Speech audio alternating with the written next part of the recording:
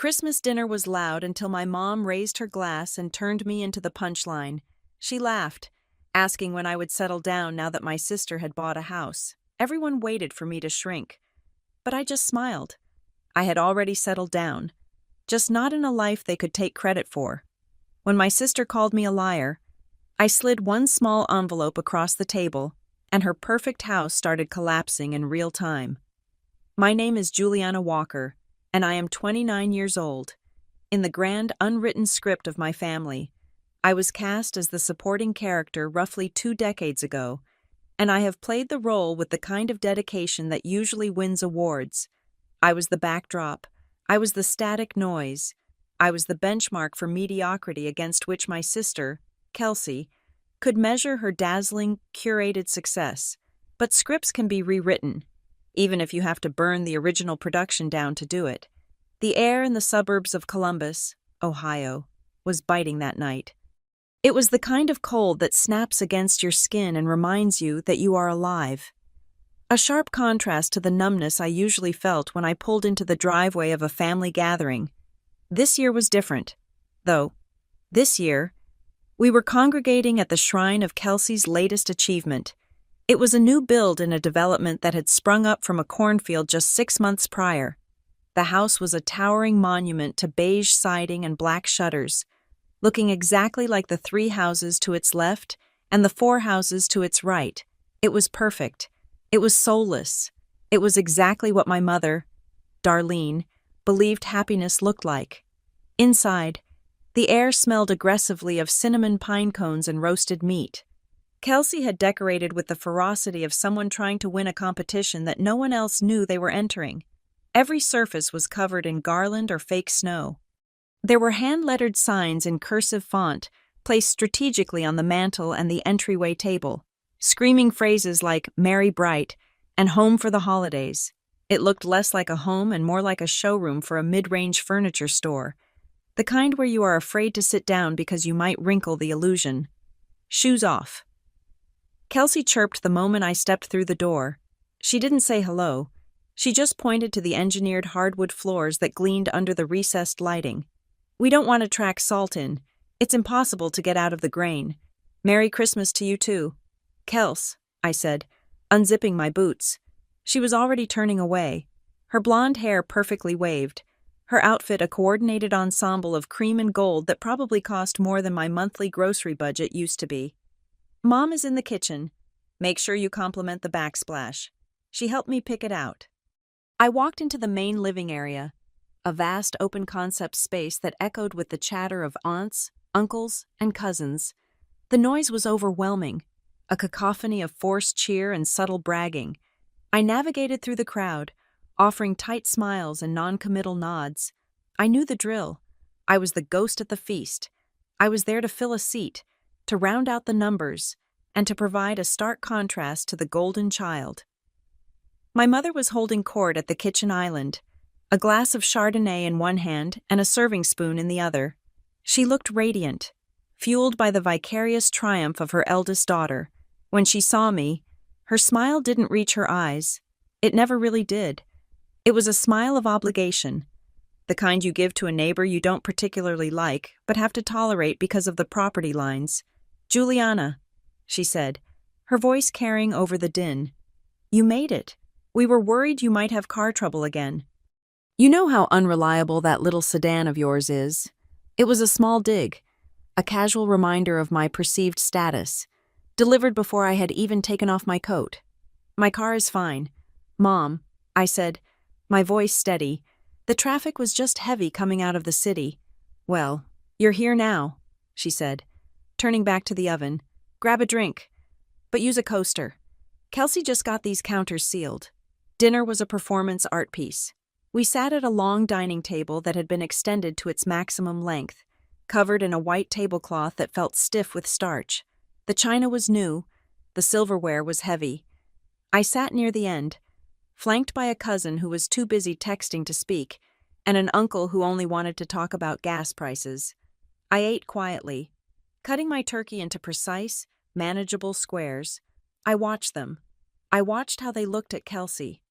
They looked at her with a mixture of adoration and envy, feeding her ego with every compliment about the crown molding and the square footage. Kelsey soaked it up, her laughter ringing out a little too loudly, her gestures a little too wide.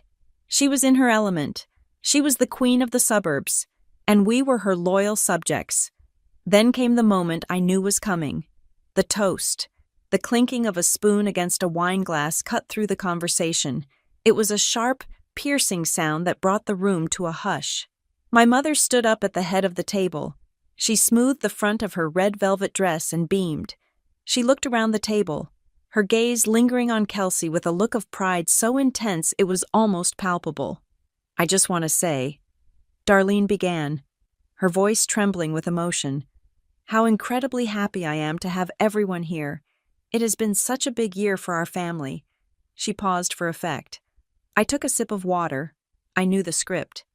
"Specifically," she continued, raising her glass higher, "for my beautiful Kelsey, to see her standing in her own home, a home she bought with her own hard work, just makes a mother's heart burst. She has built a life here, a real life. She has roots now."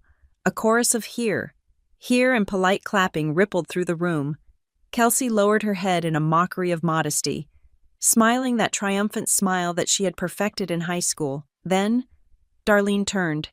It was a slow pivot, like a turret on a tank acquiring a new target.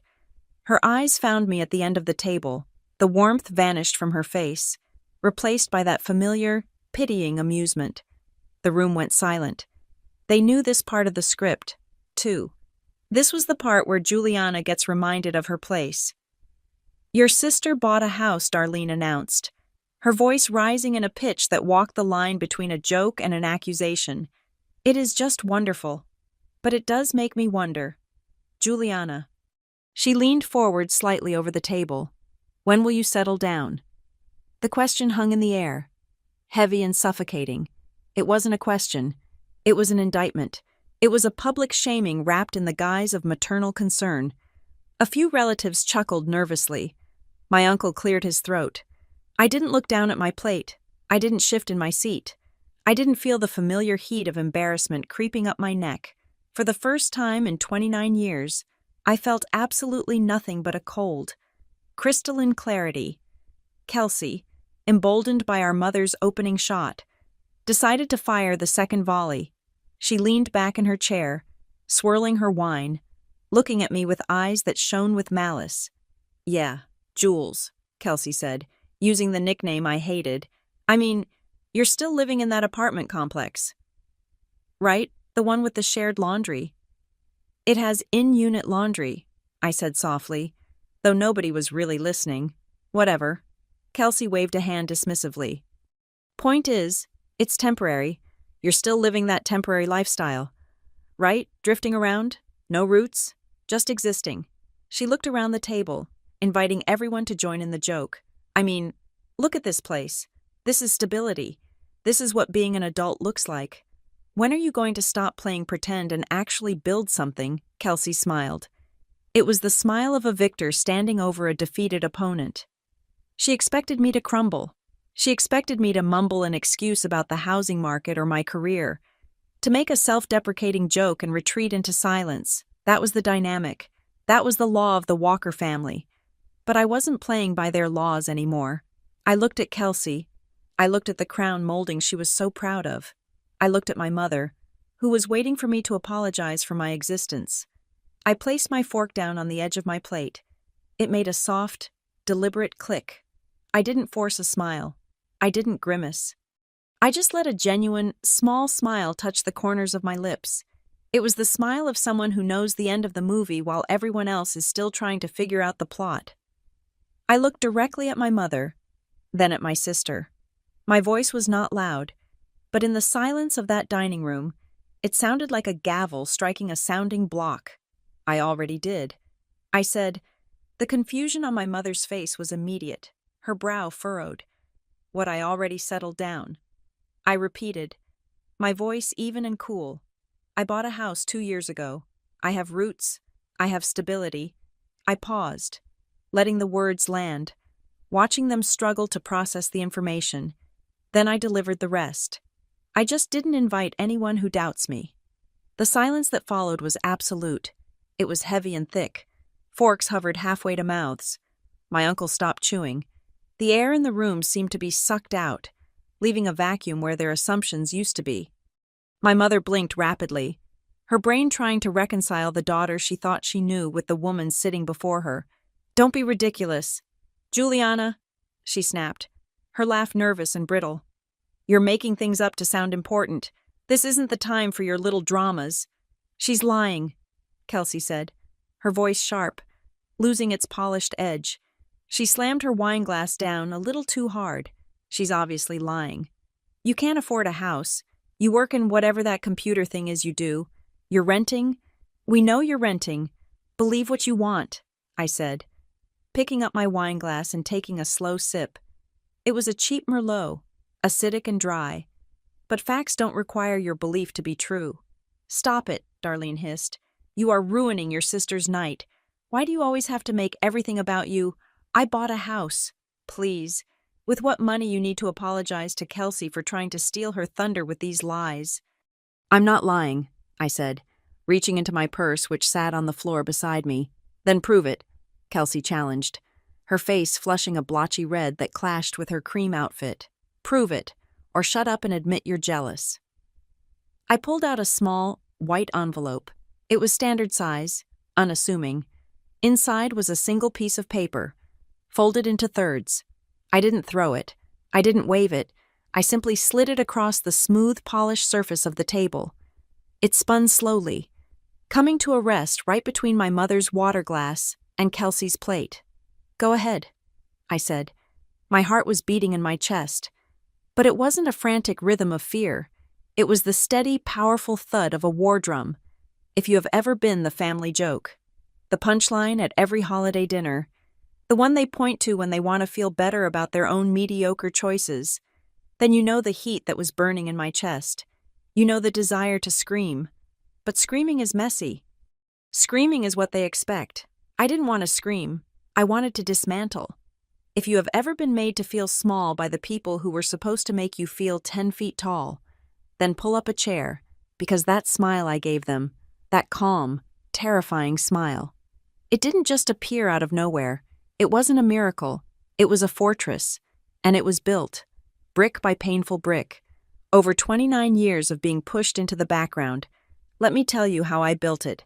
To understand why I placed that envelope on the table with such a steady hand, you have to understand the geography of my childhood. We grew up in a split-level house on the edge of Columbus, a place where the grass was manicured to within an inch of its life, and the neighbors judged you by the cleanliness of your siding. In that house, there was a spotlight, and there was a shadow. My sister, Kelsey, lived in the spotlight. I was simply the person who operated the dimmer switch. Kelsey was the star.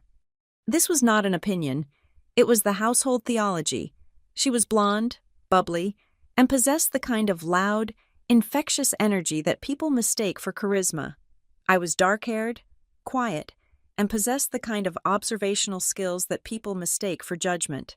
I remember a specific Tuesday when I was 14 and Kelsey was 16. It was a humid evening in late September. Kelsey had just made the varsity cheerleading squad. When she walked through the door, wearing that polyester uniform that cost my parents $300, the house erupted. My mother, Darlene, had ordered 3 extra-large pizzas and bought a sheet cake that said, "Go Kelsey" in blue icing. My father, Mark, was actually home before 6 in the evening. A rarity. Holding a camcorder to document her twirling in the living room. "Look at her," Mom shrieked, clapping her hands until her rings clicked together. "She is going to be the face of the school." Oh, Kelsey, you were born for this. I was sitting at the kitchen table, pushing a slice of pepperoni around my plate. Earlier that afternoon, I had won first place in a statewide essay contest. It was a serious competition, the kind that came with a certificate signed by the governor and a $50 savings bond. I had written about the industrial decline of the Midwest. It was dark, it was well-researched, and I was incredibly proud of it. When the cheering for Kelsey's high kick died down, I saw an opening. "Mom," I said, sliding my certificate across the Formica table. "I got the results back from the writing contest. I won first prize. Darlene looked at the paper for exactly 2 seconds. Her eyes scanned the fancy script, but her expression didn't shift. There was no cake. There was no camcorder. That's nice. Juliana, she said, her voice dropping an octave, losing all the vibration it had held for Kelsey. But why do you always have to write about such depressing things, industrial decline? It's so grim. Why couldn't you write about something happy like our summer trip to the lake? She didn't wait for an answer. She turned back to Kelsey, who was now showing off her pom-poms. Kelsey, honey, do that jump again for your dad. The one where your toes touch. That was the dynamic. Kelsey's achievements were public victories. Mine were private embarrassments. Kelsey was the protagonist. I was the background extra who was supposed to stay out of focus. My father was a ghost in his own home. Mark Walker worked long shifts at a manufacturing plant, leaving before the sun came up and returning when the news was on. He was a man worn down by the friction of manual labor and the relentless demands of a wife who wanted a country club lifestyle on a blue-collar budget. He wasn't cruel to me. He just wasn't present. He ceded all domestic authority to Darlene. If Mom said Kelsey was the golden child, Dad nodded and agreed, because it was easier than arguing. He paid the bills, ate his dinner, and fell asleep in the recliner. He was a wallet with a pulse, and I think part of me resented him even more than I resented Mom, because his indifference hurt more than her active dismissal. Darlene had a specific definition of success, and it was aggressively average. She wanted daughters who were pretty, popular, and married young to men with benefits packages. She viewed ambition in women as a defect, something that would scare away potential suitors. I heard her catchphrases so often they felt like tattoos on my brain. You need to be more realistic. Juliana, she would say when I talked about moving to a big city or working in tech. People like us don't run companies. We work for them. Or, if I expressed an opinion that was too sharp or too political at the dinner table. Don't be so intense. You'll scare people off. Boys like girls who are easy to be around. Stability is what matters for a girl. Not being right. Stability. That was her god. But it was a hollow version of stability, built on debt and appearances. There was only one person who saw the cracks in the foundation. My cousin, Tara Whitfield. Tara was my age, the daughter of Darlene's younger, wilder sister.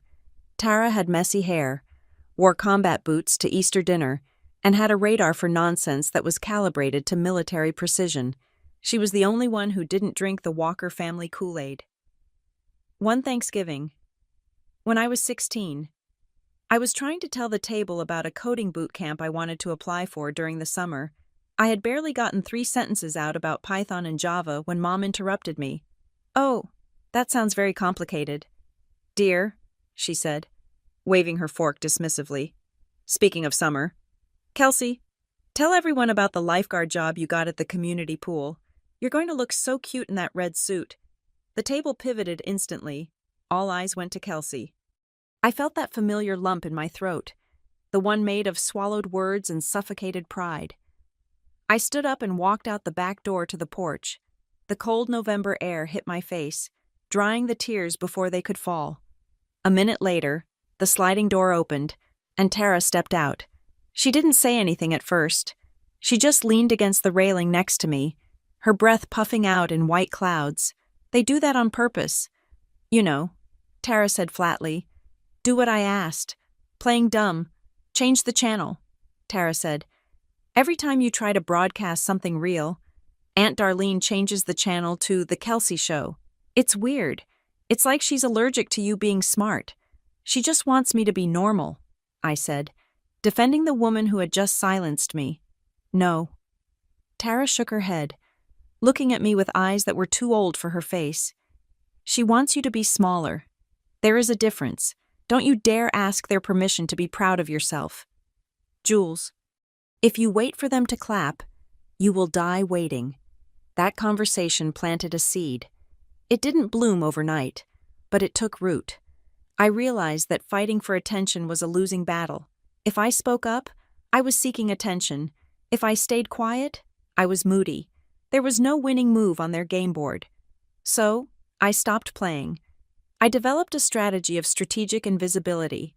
At family gatherings, I became the master of the kitchen sink. As soon as the meal was over, while Kelsey sat on the sofa receiving compliments and Mom poured wine, I would retreat to the kitchen. I washed every dish. I dried every glass. I scrubbed the pans until my knuckles were red. Relatives would drift in and say, "Oh, Juliana, you're such a help," but they wouldn't stay. They would go back to the laughter and the light. I preferred the hum of the dishwasher. It was a valid excuse to not speak. It was my armor. If I was working, I couldn't be criticized. I learned to answer questions with the fewest words possible. "How is school? Fine. Seeing anyone?" "No. What are your plans?" "Working on it." I gave them nothing to grab onto, nothing to twist, nothing to mock. I became a gray rock, but the most painful lessons were financial. In the Walker house, money was a fluid concept. It was scarce when I needed it, but abundant when Kelsey wanted it. When Kelsey was a senior, she went through a breakup. It wasn't a tragedy. They had dated for 2 months, but Kelsey threw herself onto her bed and wept for 3 days. To cheer her up, Mom dipped into the family emergency fund and gave her $500 to go on a weekend shopping trip to Chicago with her friends. "She's so stressed," Mom told me when I asked about it. "She needs a release. It's good for her mental health." 6 months later, I was accepted into a prestigious summer program for data analysis. I needed $200 for the registration fee. I had saved half of it from babysitting, but I needed the rest. I brought the brochure to Mom, explaining how this could help me get scholarships later. Darlene put her checkbook down and gave me a stern look. "Juliana, we are tight right now. You know that. Besides, if you want something, you should earn it. It means more when you stand on your own 2 feet. I'm not going to hand you everything. It creates entitlement." I stared at her. The hypocrisy was so bright it was blinding. Kelsey got $500 for retail therapy because she was sad about a boy named Kyle. I was denied $200 for an educational opportunity because it would make me entitled. I didn't argue. I didn't scream about the Chicago trip. I simply nodded, turned around, and walked out of the room. I sold my old bicycle and picked up extra shifts cleaning the neighbors' gutters to get the money. I went to the program. I excelled. And I never told Mom a thing about it. That was the turning point. That was when the anger solidified into something colder and more useful resolve. I realized then that I wasn't actually losing in life. I was smart. I was hardworking. I was resilient. I wasn't a loser. I was just cast in the role of the loser by a director who needed a foil for her star. My mother needed me to be the failure so Kelsey could be the success. She needed me to be the chaotic element so she could feel like she had created order. I looked at my family, my exhausted father, my preening sister, my manipulative mother, and I saw them clearly for the first time. They were characters in a small, suffocating play. And I realized that I didn't have to be on their stage. I could build my own theater. As I stood over the sink that night, scrubbing a lasagna pan while laughter roared from the living room, I made a vow. I would take their advice. I would stand on my own 2 feet. I would be so independent, so stable, and so successful that one day their pity would choke them, but I would do it in the dark. I wouldn't show them my grades. I wouldn't show them my paychecks. I wouldn't show them my life. If they wanted me to be invisible, fine, I would disappear. And in that silence, I would build an empire they couldn't touch. By the time I graduated high school, I had perfected the art of the bland smile. I was already gone, even though I was still sleeping down the hall. They just didn't know it yet. They thought they were breaking me, but they were actually forging me. Everything that happened at that Christmas dinner, every word I said, every dollar I spent on that house they didn't know about, started right there, in the disparity between a cheerleading uniform and a writing award. The envelope I slid across the table wasn't just paper, it was 20 years of receipts. The summer before college was when the financial apartheid of the Walker household became official policy. It was no longer just about pizza parties versus saving bonds. It was about the trajectory of our lives being drawn in permanent ink. I had spent months researching universities. I knew exactly what I wanted to do. I had found a program that combined data analytics with marketing technology, a field that was exploding. It was rigorous, it was competitive, and it was at a university about 3 hours away, close enough to drive, far enough to breathe. I had the acceptance letter in my hand, the thick envelope that usually signals a celebration in normal families. When I laid it out on the dining table, outlining the tuition costs and the projected starting salary for graduates, Darlene didn't even put on her reading glasses. She just sighed, the long, weary sigh of a martyr being asked to carry one more cross.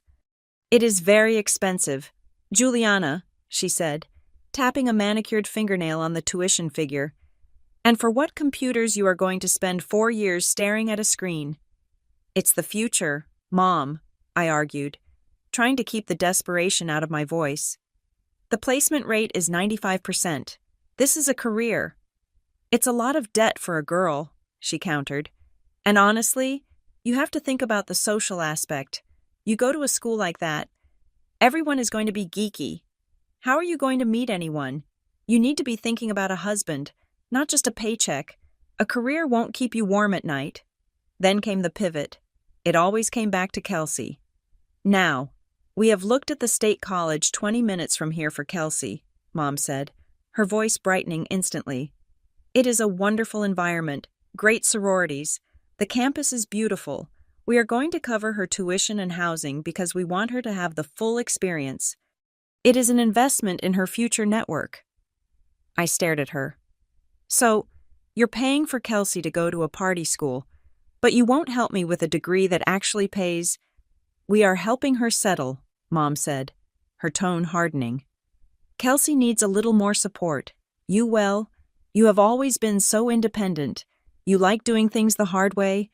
Besides, we can't afford 2 tuitions like that. You should be realistic." Realistic was her code word for know your place. So, I did it the hard way. I declined the offer from my dream school because I couldn't bridge the financial gap alone. Instead, I enrolled in a satellite campus of the state university that had a decent tech program. I didn't ask for a dime. I didn't ask for a cosigner.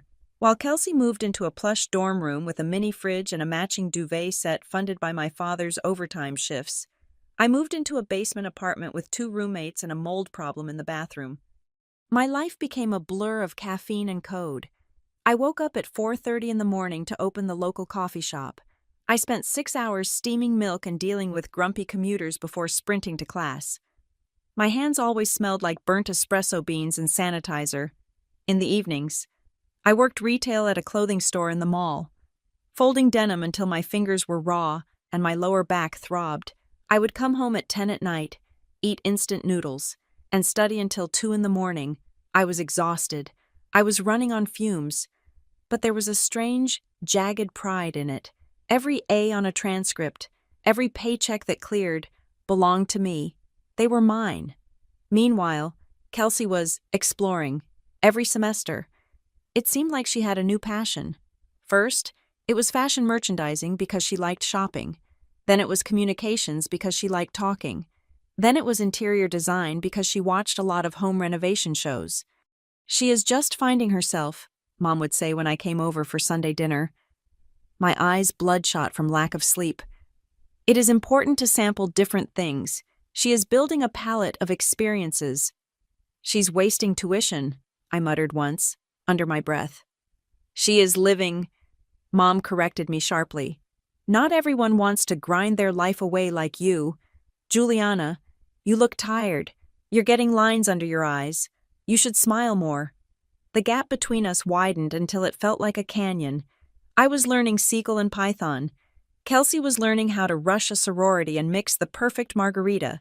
And yet, in my mother's narrative, Kelsey was the one thriving. The breaking point, or perhaps the moment of absolute clarity, came during my junior year. I had landed a summer internship. It wasn't just any internship. It was a paid position at a logistics tech firm in downtown Columbus. I had beaten out 50 other applicants. It was the first real step on the ladder I had been building in the dark. I brought the news to a family barbecue. I was bursting with it. I thought, surely, this is tangible. This is a job. This is money. They have to respect this. We were sitting on the patio eating potato salad. My dad was nursing a beer, staring at the lawn. So, I started, trying to catch their attention. I got some news today. I was hired by Northbridge Solutions for the summer. It's a data analyst role. They're paying $20 an hour, which is huge for an intern, and if I do well, they usually hire full-time after graduation. I waited. I wanted a good job. I wanted a we're proud of you. Mom looked up from her plate. She chewed her coleslaw slowly. That sounds very technical. Juliana, just don't let it distract you from your appearance. You know, office lighting can be very harsh. Before I could respond, before I could defend the magnitude of what I had achieved, she turned her head toward the sliding glass door where Kelsey was walking out. Oh, speaking of good news, Darlene's voice went up 3 octaves. Everyone, listen to this. Kelsey just met someone very special. Tell them, honey. Kelsey flopped into a chair, beaming. His name is Todd. He's 26. He works in commercial real estate. He drives a 5 Series.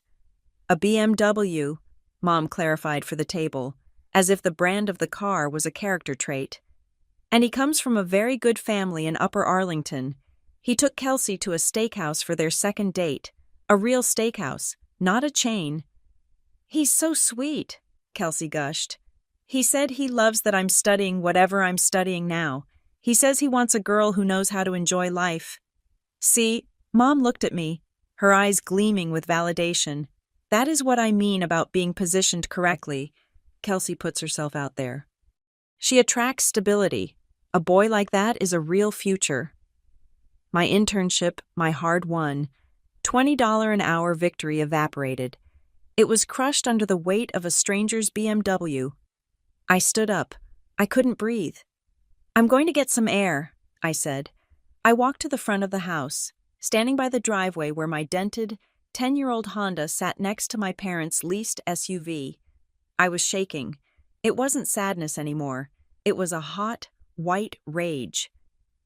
Tara found me there. She always did. She was smoking a cigarette she had hidden in her purse, leaning against my car. Let me guess. Tara exhaled a plume of smoke. You cured cancer, and Aunt Darlene interrupted you to talk about Kelsey's new boyfriend's watch. I got an internship, I said, my voice thick. A real one, and Mom acted like I told her I bought a hamster. She just wants Kelsey to marry rich so she can brag about it. Tara looked at me, dropping the cigarette and crushing it under her boot. You still don't get it, Jules. Get what? They aren't ignoring you because they think you're failing, Tara said, her voice low and serious. They ignore you because they are terrified you might be succeeding. If you actually make it big without their money, without their advice, without their connections, then it proves that Darlene is useless. It proves she's wrong. She can't handle that, so she has to pretend your wins don't exist. She grabbed my shoulders. They are afraid you are better than they think. Stop giving them ammunition.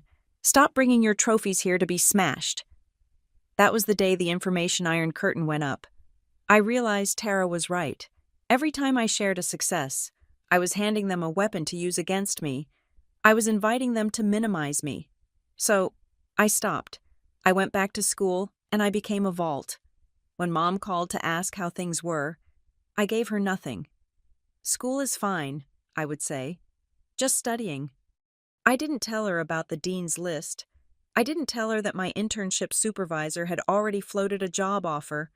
I didn't tell her that I had started investing a tiny portion of my paycheck into an index fund. When I visited home, I dressed down.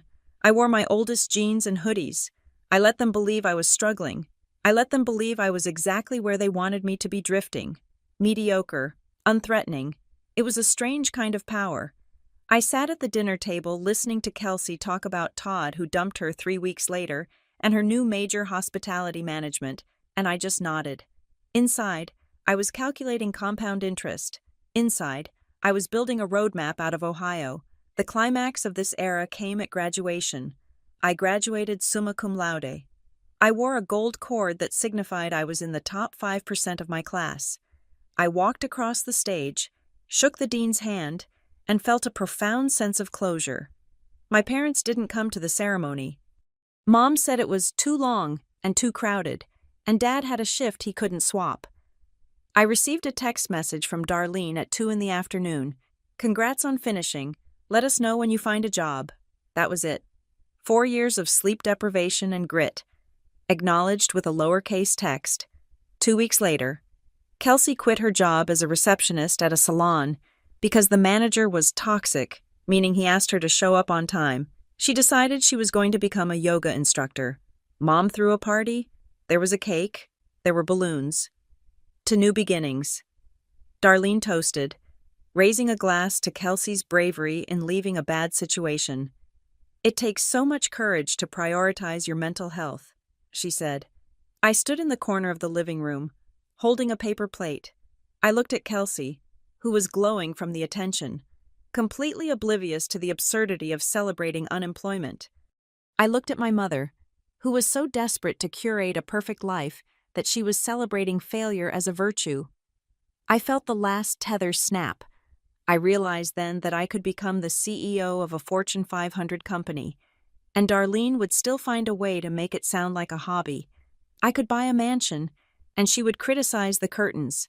I didn't need their permission. I didn't need their applause. And most importantly, I didn't need them to know a single thing about the life I was about to build. I took a bite of the cake. It was dry. Fine, I thought, the vow cementing itself in my chest like a heavy stone.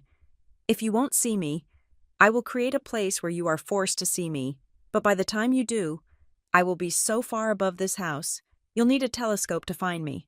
I finished my cake, threw the plate in the trash, and walked out to my car. I had an interview in Charlotte the next morning, and I had a 6-hour drive ahead of me. I didn't say goodbye. I just started the engine. Crossing the state line into North Carolina felt less like a move and more like an exhalation. I had packed my entire life into the back of my Honda Civic, a Tetris stack of cardboard boxes and vacuum-sealed bags of clothes. I watched the landscape change from the flat, gray familiarity of Ohio to the rolling, green hills of the Piedmont, and with every mile marker that whipped past, the knot in my chest loosened just a fraction. I landed in Charlotte, a city that felt like it was under construction, much like I was. I rented a studio apartment in a complex that was technically in the city limits, but realistically 20 minutes from anything interesting. It was 600 square feet of beige carpet and laminate countertops. I had no sofa. I had no television. My furniture consisted of a mattress on the floor, a second-hand desk I bought off an online marketplace for $20, and a folding chair. To anyone looking in, it looked like poverty. To me, it looked like freedom. There was no one here to ask why I wasn't married. There was no one to compare my square footage to my sister's. There was just silence and the hum of the refrigerator. I started at Northbridge Signal Works on a Tuesday. The title on my offer letter was Junior Data Analyst, which is corporate speak for the person who fixes the spreadsheets that the executives broke.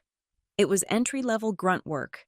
I sat in a cubicle farm under fluorescent lights that hummed at a frequency that made my teeth ache. My coworkers were mostly guys in their mid-20s who spent their lunch breaks talking about fantasy football and crypto. I kept my head down. I wasn't there to make friends. I was there to build a war chest. The hustle became my rhythm. I arrived at the office at 7:30 in the morning, 30 minutes before the official start time, to run queries before the servers got bogged down. I stayed until 7 in the evening. While the other analysts were doing the bare minimum to not get fired, I was swallowing information whole. I realized quickly that the company was drowning in data, but starving for insights.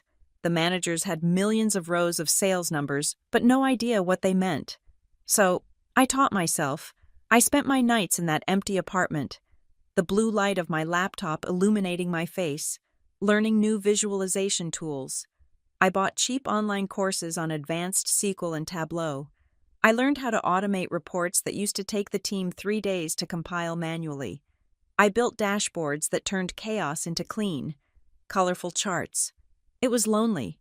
I won't lie and say it was a cinematic montage of glorious productivity.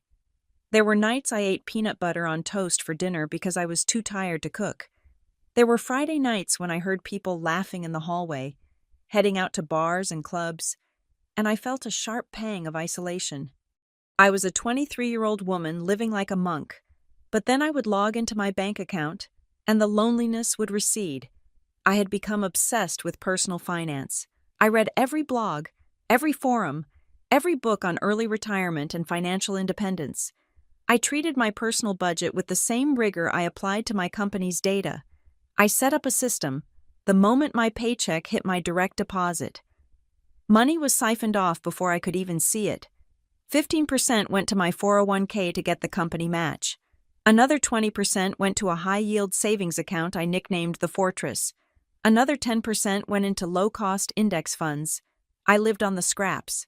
I lived as if I were making minimum wage. My coworkers went out for $12 salads every day for lunch. I brought leftovers in Tupperware.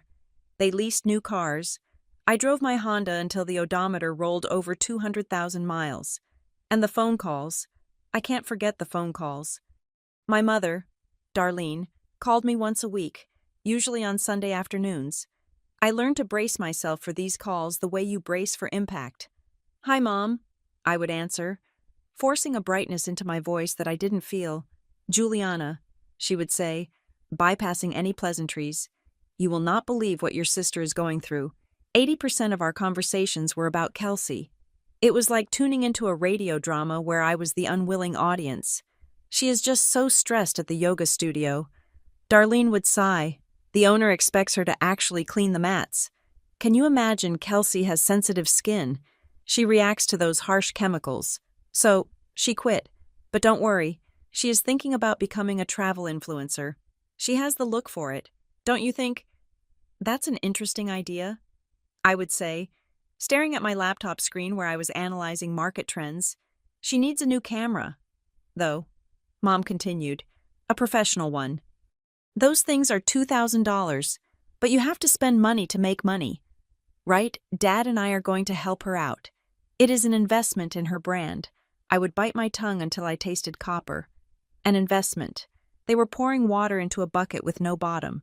"How are you doing, Juliana?" she would ask eventually, usually as an afterthought when she needed to take a breath. "Still doing that computer work?" "Yes, Mom, it's going well." "And the apartment? Have you met any nice young men in the building?" "Mom, just working." "Well, don't work too hard. You sound dull. Honey, you need to have a life." Kelsey went to a winery last weekend and met a delightful attorney. "You should try to be more social." I stopped sharing. I stopped trying to explain that I had just automated a process that saved my department 40 hours of labor a week. I stopped trying to explain that I was on track to max out my Roth IRA for the year. I gave her the gray rock. Brief, polite, boring answers. I let her believe I was just getting by. I let her believe I was the dull, struggling daughter in the sad apartment. It was safer that way. If she knew I had money, the dynamic would shift. She wouldn't be proud. She would be entitled. Or worse, she would tell Kelsey. The contrast between my life and Kelsey's life was becoming a dark comedy. I followed Kelsey on social media mostly to keep tabs on the financial drain on my parents. Her feed was a curated exhibition of, "I deserve this." She posted photos of brunch with $20 mimosas. She posted haul videos of clothes she would wear once. She posted stories from weekend trips to Nashville and Miami. The caption was always something about self-care or living my truth, but I knew the back end of that truth. I knew it because Darlene would complain about it in code. We had to help Kelsey with her rent again. Mom would whisper, as if it were a secret we shared. "The landlord is being unreasonable about late fees. She just forgot.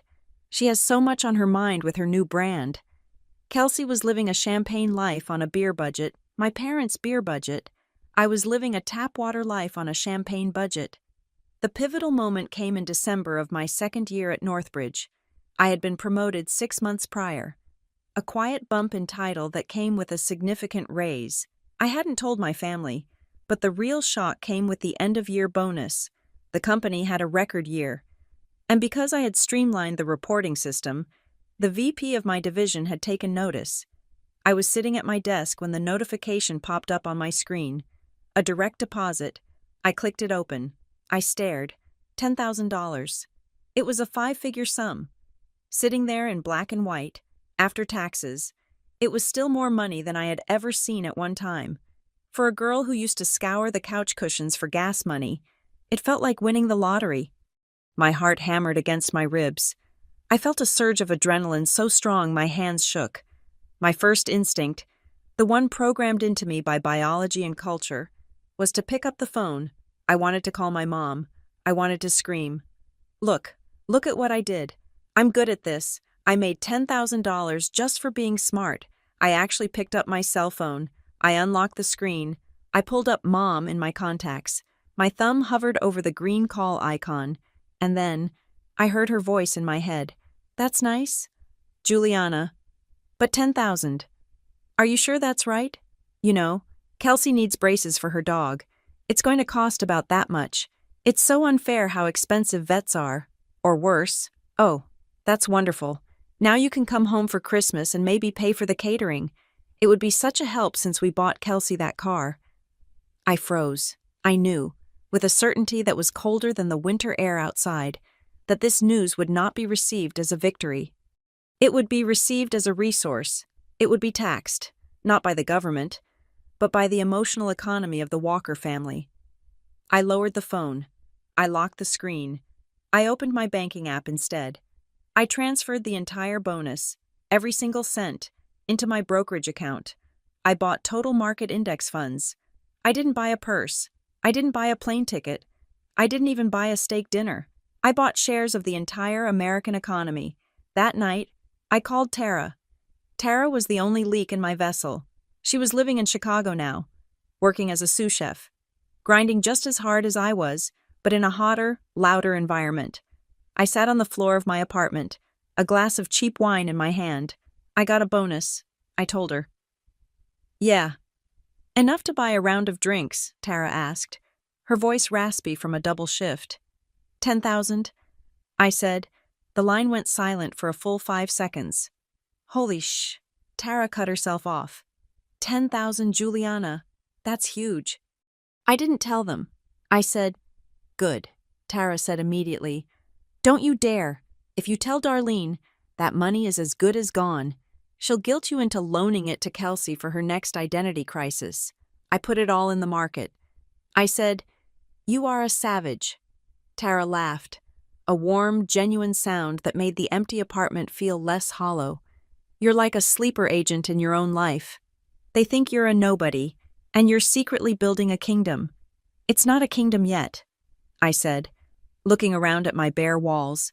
It's just a savings account. It's freedom. Jules, Tara said softly, every dollar is a brick in the wall that keeps them out. We talked for an hour. We laughed about Kelsey's latest post, a photo of her meditating in a bikini that clearly cost $200. We talked about how tired we were, but it was a good tired. It was the exhaustion of a scent. When I hung up, I walked to the window and looked out at the Charlotte skyline. The city lights were blinking in the distance, a grid of electricity and ambition. I realized I had crossed a threshold. The desire for their validation had finally died, starved by their indifference. It had been replaced by something far more potent: control. I wasn't waiting for them to notice me anymore. I wasn't waiting for the invitation to the table. I was building my own table, in a house they didn't know existed, paid for with money they didn't know I had. I looked at my reflection in the dark glass of the window. I looked tired. Yes, but I looked solid. I stopped explaining. I started building. It is a strange and pathetic thing, but hope is the last thing to die. Even after the pizza parties I didn't get, the tuition I was denied, and the constant adoration of my sister's mediocrity, I still went home for Thanksgiving last year with a small, fragile ember burning in my chest. I was 28 years old. I was a senior analyst. I had just led a project that optimized our client retention strategy, resulting in a revenue increase of 12% for the quarter. In the corporate world, I was a rock star. I thought, perhaps foolishly, that if I brought a big enough win to the table, they would finally have to pull up a chair for me. I was wrong. The gathering was at my Aunt Linda's house that year. The air inside was hot and smelled of roasted turkey and heavy perfume. It was the kind of heat that makes your skin itch. The noise level was deafening. A mixture of football on the television and 3 different conversations happening at once. I sat in my usual spot, squeezed between a radiator and a cousin who chewed with his mouth open. I waited for my moment. I waited until the carving of the turkey was finished and the plates were being passed around. The conversation had lulled slightly as people focused on cranberry sauce and stuffing. "So, Juliana," my Uncle Bob asked, waving a fork at me. "Still doing the computer stuff down in Charlotte?" It was dismissive, but it was an opening. I took a breath. I sat up straighter. "Actually, yes," I said, projecting my voice so it would carry over the clinking silverware. "It's going really well. I was actually just made the lead on a major project. My team redesigned a data model that saved the company about $200,000 in overhead this quarter alone. The VP of the department took me out to lunch to celebrate." I stopped. I looked around the table. For a split second, I saw genuine surprise on Uncle Bob's face. My cousins stopped chewing. It was a tangible achievement, a number they could understand. $200,000. That was real money. Then, Darlene cleared her throat.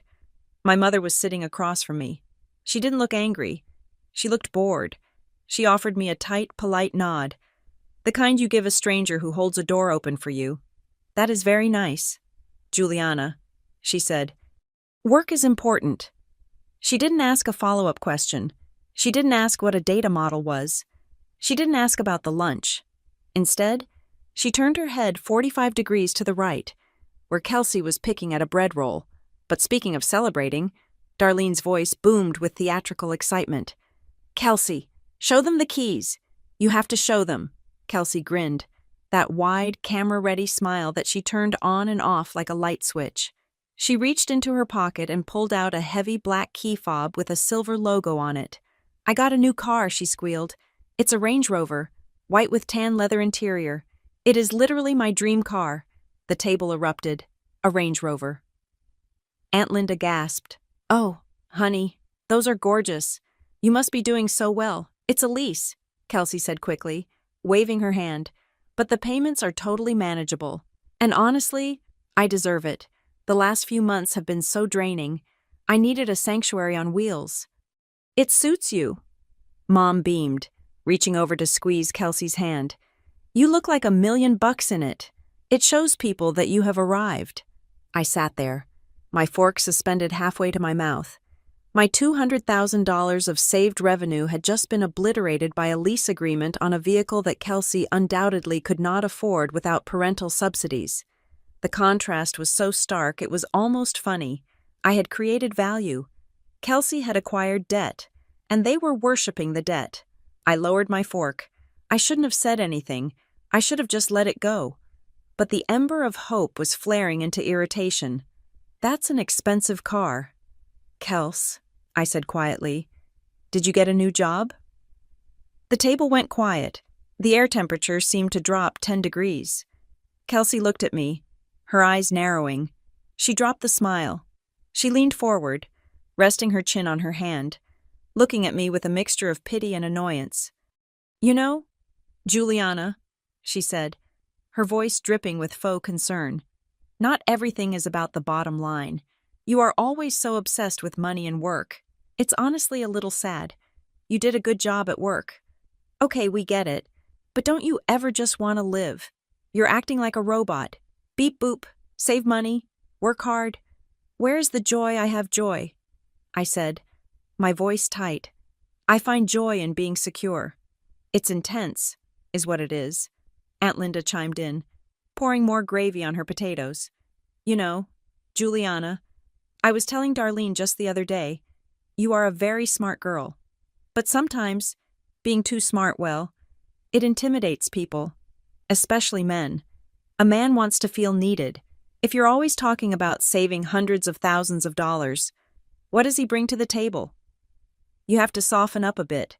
That's why Kelsey does so well socially. She makes people feel comfortable." I felt the blood drain from my face. It was a 1-2 punch.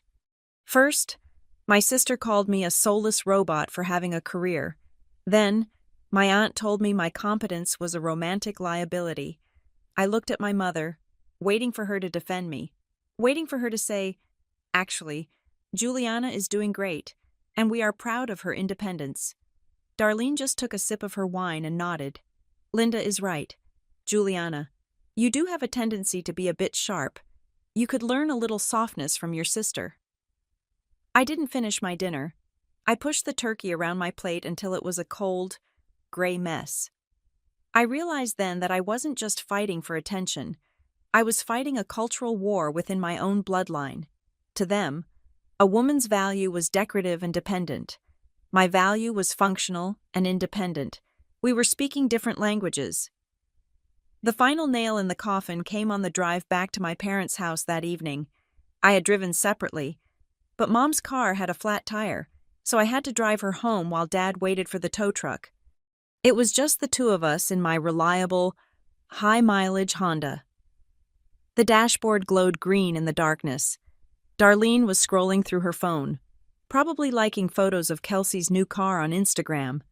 "Kelsey is really doing well," she said, breaking the silence. "I know you worry about her, but she is very stable now." I gripped the steering wheel so hard my knuckles turned white. "Mom, she leased a $60,000 car. She works part-time at a boutique. That isn't stability. That's math that doesn't add up." Darlene sighed, a sound of profound disappointment. "There you go again, always judging. Stability isn't just about a bank account. Juliana, it's about fitting in. It's about having a place in the community. Kelsey has friends. She has a look. She has a life that people admire. That is stability." She turned to look at me, her face illuminated by the passing streetlights. "You know, your sister bought a house in her mind already. She has plans. When will you settle down? You're nearly 30. You're living in that apartment. You're alone. It's time you stopped trying to conquer the world and started trying to build a home. Settle down." The phrase hung in the air like exhaust fumes. In that moment, staring at the dark road stretching out ahead of me, something snapped. But it wasn't a loud snap. It was the quiet click of a lock engaging. I realized I had been entered into a race I never signed up for. And it was a rigged race. If I won, if I became successful, wealthy, and independent, I was cold, intimidating, and a robot. I was a threat to their worldview. If I lost, if I struggled or failed, I was a figure of pity. The disappointment compared to Kelsey's shine. There was no winning. There was only losing or being resented. Why was I trying to impress these people? Why was I bringing my hard-earned victories to an altar where they would only be sacrificed to Kelsey's ego? I looked at my mother. She wasn't a villain in a cape. She was just a small-minded woman who was terrified of anything she couldn't control or understand. She wanted me to be weak, so she could mother me. She wanted me to be less than Kelsey, so the family hierarchy made sense. I didn't say anything back. I didn't argue about the definition of stability. I didn't point out that I had a net worth that was likely higher than hers. "You're right, Mom," I said, my voice hollow and flat. "I should think about that." I dropped her off at the driveway. I didn't go in. I drove straight back to Charlotte that night, fueled by caffeine and a cold, icy clarity. I was done. I was absolutely, irrevocably done. I was cutting off the supply. No more updates. No more sharing wins. No more seeking approval. If they wanted to see me as the struggling, lonely spinster, I would let them. I would let them paint whatever portrait of me they wanted, while I built a reality that would eventually shatter their entire gallery. My phone buzzed as I crossed the state line. It was Tara. She must have sensed the disturbance in the force, or maybe she just saw Kelsey's car post and knew I was spiraling, saw the rover. The text read, "Please tell me you didn't try to explain ROI to them." I typed back, "I tried. I failed. Mom told me I need to settle down." 3 dots appeared. Then Tara's reply came through. A message I would later write on a sticky note and put on my bathroom mirror. Her definition of settled is stuck. Your path doesn't need an audience. Jules, but keep walking. There will be a part of the road where you choose to turn on the lights. and they will be blinded. I threw the phone on the passenger seat. I formulated the plan somewhere on I-77 between the darkness of West Virginia and the lights of North Carolina. It was a long-term plan. It was a plan that required total secrecy. I would buy a house, not a starter home, not a condo, a sanctuary, a real estate portfolio. I would build wealth so undeniable that when the truth finally came out, it wouldn't be a discussion. It would be a revelation. But until then, I was going dark. Family access was officially revoked. I would attend the dinners. I would smile. I would nod. I would let them make their jokes. Let them think I'm losing. I thought as the Charlotte skyline came into view, let them think I'm the robot. Robots are very good at building things while the rest of the world sleeps. The promotion at Northbridge Signal Works didn't come with a balloon drop or a champagne toast.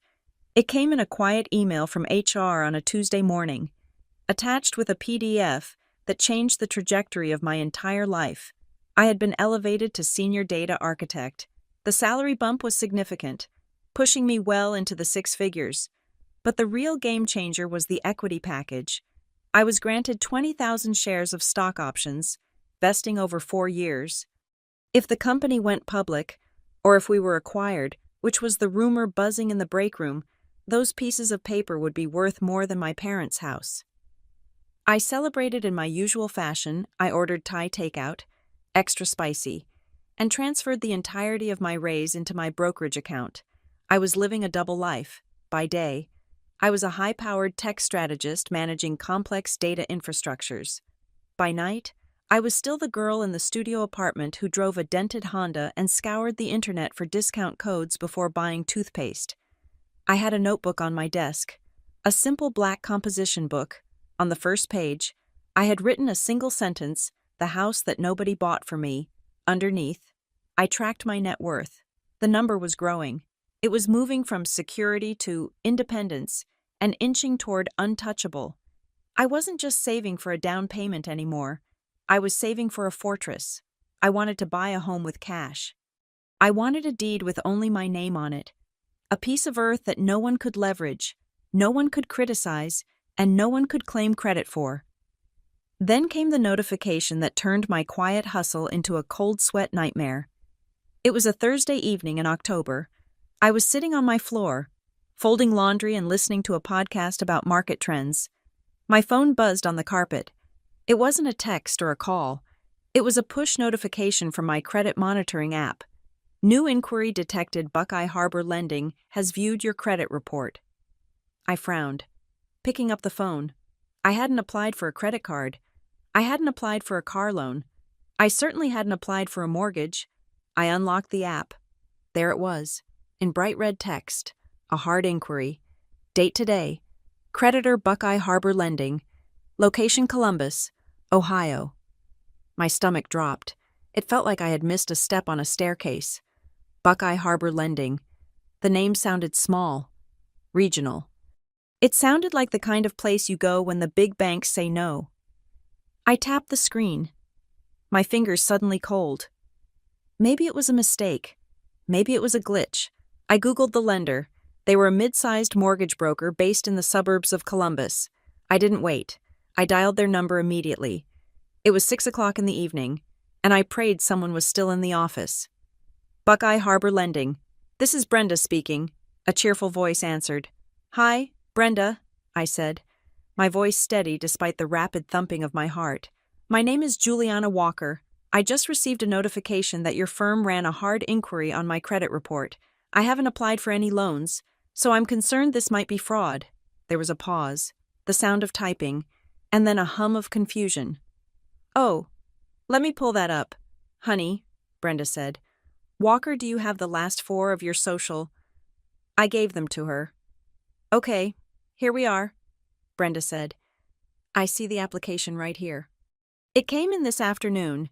It's for a pre-approval on a mortgage modification and a secondary line of credit. I didn't apply for that, I said firmly. Well, are you sure? Brenda asked, her tone shifting from helpful to slightly patronizing. Sometimes people forget. It's listed here under a primary borrower, Kelsey Walker. with you listed as the co-borrower, authorized guarantor. The room spun. Kelsey, my sister. Read that back to me, I whispered. Who is the primary borrower? Kelsey Walker. Brenda confirmed. And the property address is, let's see, 1242 Maple Ridge Drive. I closed my eyes. I knew that address. I had seen it on the invitation to her housewarming party. I had seen it on the Zillow link my mother had sent me 6 months ago, bragging about the exclusive community Kelsey was moving into. Brenda, I said, my voice turning to ice. I did not authorize this. I am not a co-borrower. I am not a guarantor. If you proceed with this application, you are processing a fraudulent loan. Oh, Brenda said. The cheerfulness evaporated. Well, we have a signature here, electronic, of course, and we have your social security number, current address, and employer information. It looks very official. It is fraudulent, I repeated. Cancel the application, flag it, do not release any funds or approve any credit. I will have to speak to the loan officer, Brenda stammered. But if you're saying you didn't sign this, I didn't. And Brenda, I want a copy of that application sent to my email immediately for my police report. I hung up. I didn't wait for her to apologize. I sat there in the silence of my apartment, feeling a sensation I had never felt before. It wasn't just anger. It was violation. It was one thing for my mother to mock my career. It was one thing for my sister to call me a robot. But this was theft. This was them reaching into my pocket, into my hard-earned reputation, and trying to use it to prop up the facade of Kelsey's perfect life. I realized then that the settled life my mother bragged about Kelsey's house, the furniture, the image was a lie. Kelsey couldn't afford it. She likely had bad credit, maxed out cards, and a debt-to-income ratio that would make a banker weep. So, they needed a fresh host. They needed my pristine, 800-plus credit score to secure better rates or to get approved for more money. They were trying to use me as a financial mule. I didn't call my mother. I didn't call Kelsey.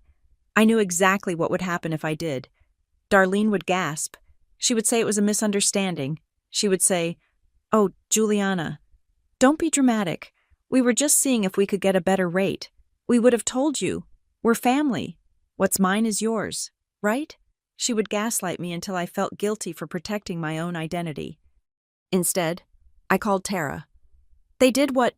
Tara screamed into the phone. She was in the middle of a shift, and I could hear pans clanging in the background. They used my social to apply for a loan modification on Kelsey's house, I said, pacing my small living room. They tried to make me a co-signer without asking. That is a felony. Juliana, Tara said, her voice dropping to a serious, lethal register. That isn't a family squabble. That is federal crime territory.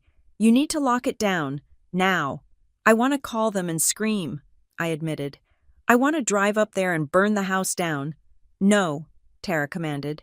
Do not give them the satisfaction of your emotion. They thrive on drama. If you call screaming, they'll just call you crazy Juliana again. You need to fight this with paper. Be a surgeon, not a butcher. Cut off the blood supply. How? Freeze everything, Tara said. Lock your credit reports, file a dispute, get the paper trail. And for the love of God, do not tip them off yet. If they know you know, they'll try to cover their tracks or guilt trip you before you have the evidence. I took her advice. I sat down at my computer and went to work. I logged into Equifax, Experian, and TransUnion. I placed a security freeze on all 3 files. I set up fraud alerts. I downloaded the official inquiry report from Buckeye Harbor Lending. I created a digital folder named Evidence. Then, I started digging. How did they get my social security number? I hadn't lived at home in years. I guarded that number with my life. I searched my email archives. I searched for Social Security and Mom, and there it was, an email from 3 years ago. Subject urgent. Insurance paperwork. From Darlene Walker. Hi, honey. Dad and I are updating our life insurance policies, and we want to list you and Kelsey as beneficiaries. I need your social security number for the forms. Can you send it over? Love, Mom. I remembered that email. I remembered replying. I'm not comfortable sending that over email. Mom, it's not secure. I'll call the agent directly if they need it. I clicked on my sent folder. Yes, I had refused.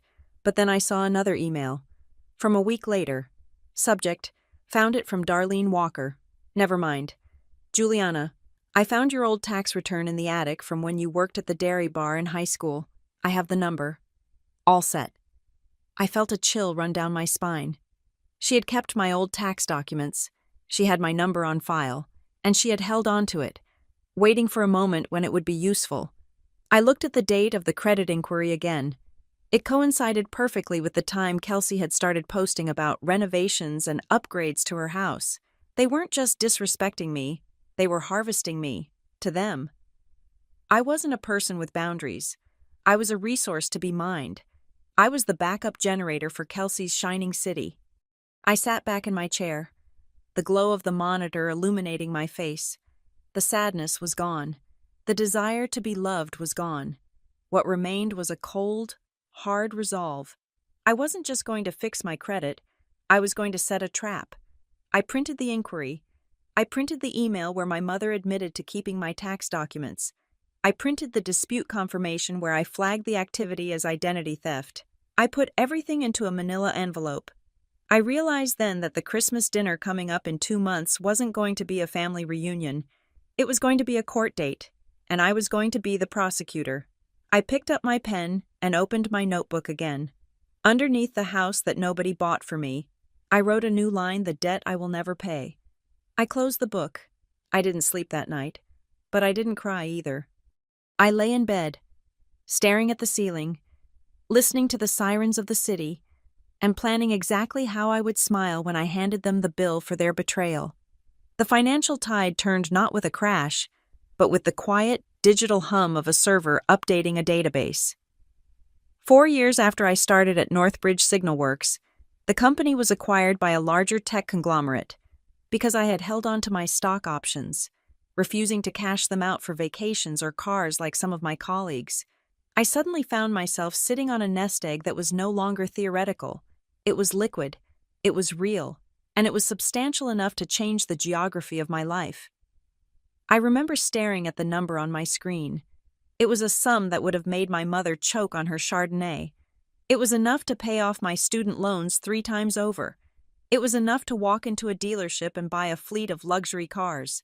But I didn't want cars. I didn't want clothes. I wanted the one thing my family had always dangled out of reach: turf. I made an appointment with a fiduciary financial advisor, a man named Mr. Sterling, who wore bow ties and didn't ask personal questions.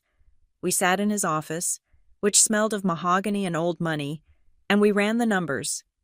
You are in a very strong position, Ms. Walker, he told me, looking over my portfolio.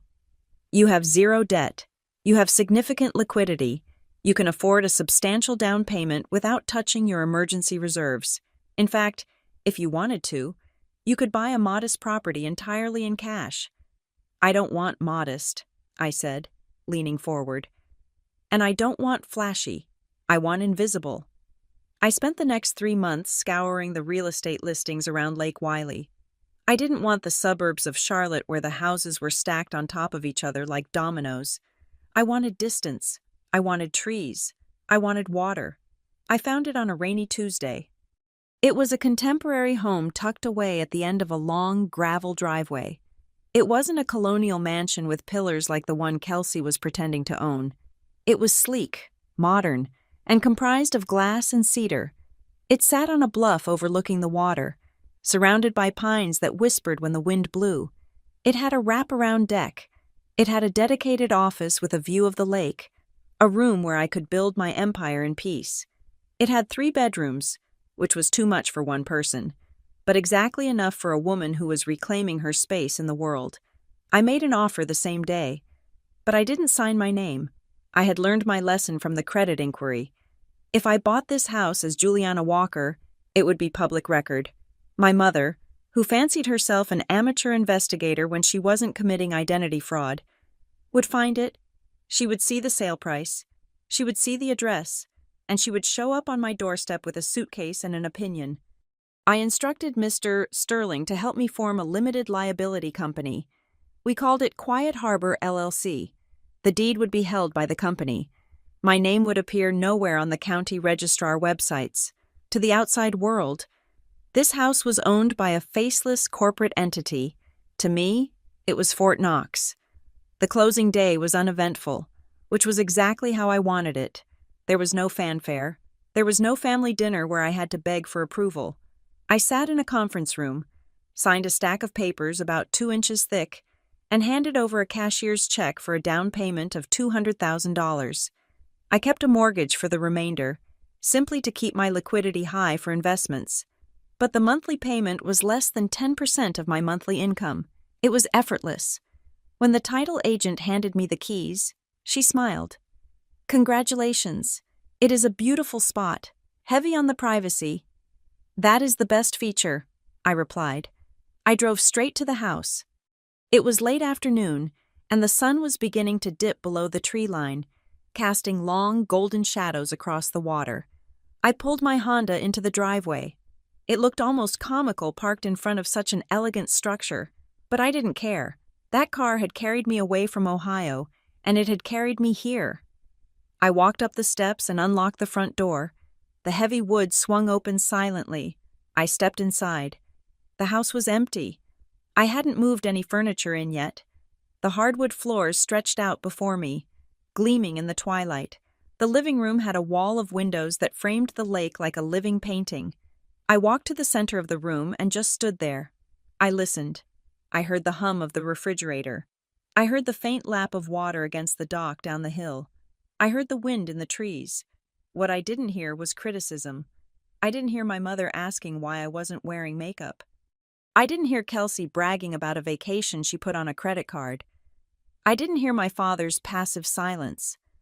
I heard the profound, heavy sound of ownership.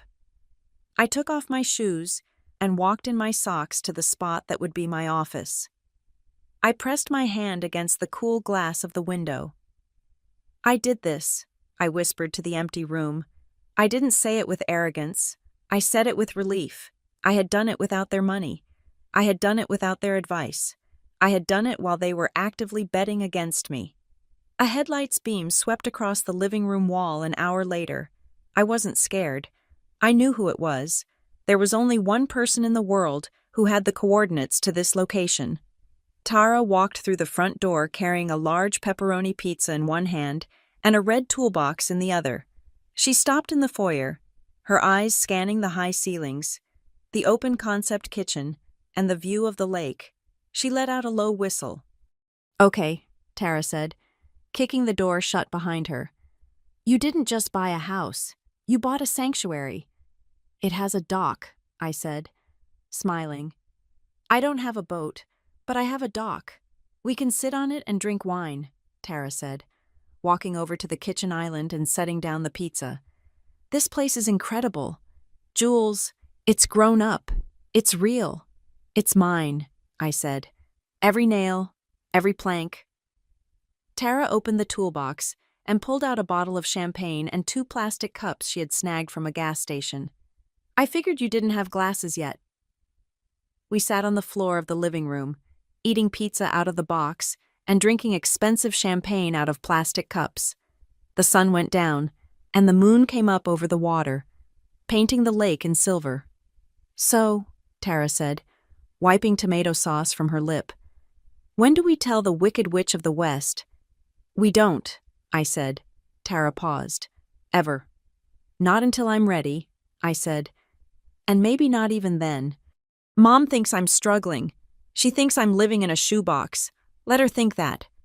She's going to lose her mind when she finds out." Tara chuckled darkly. "She's going to try to take credit for it. She'll say she taught you how to save." "She can try," I said.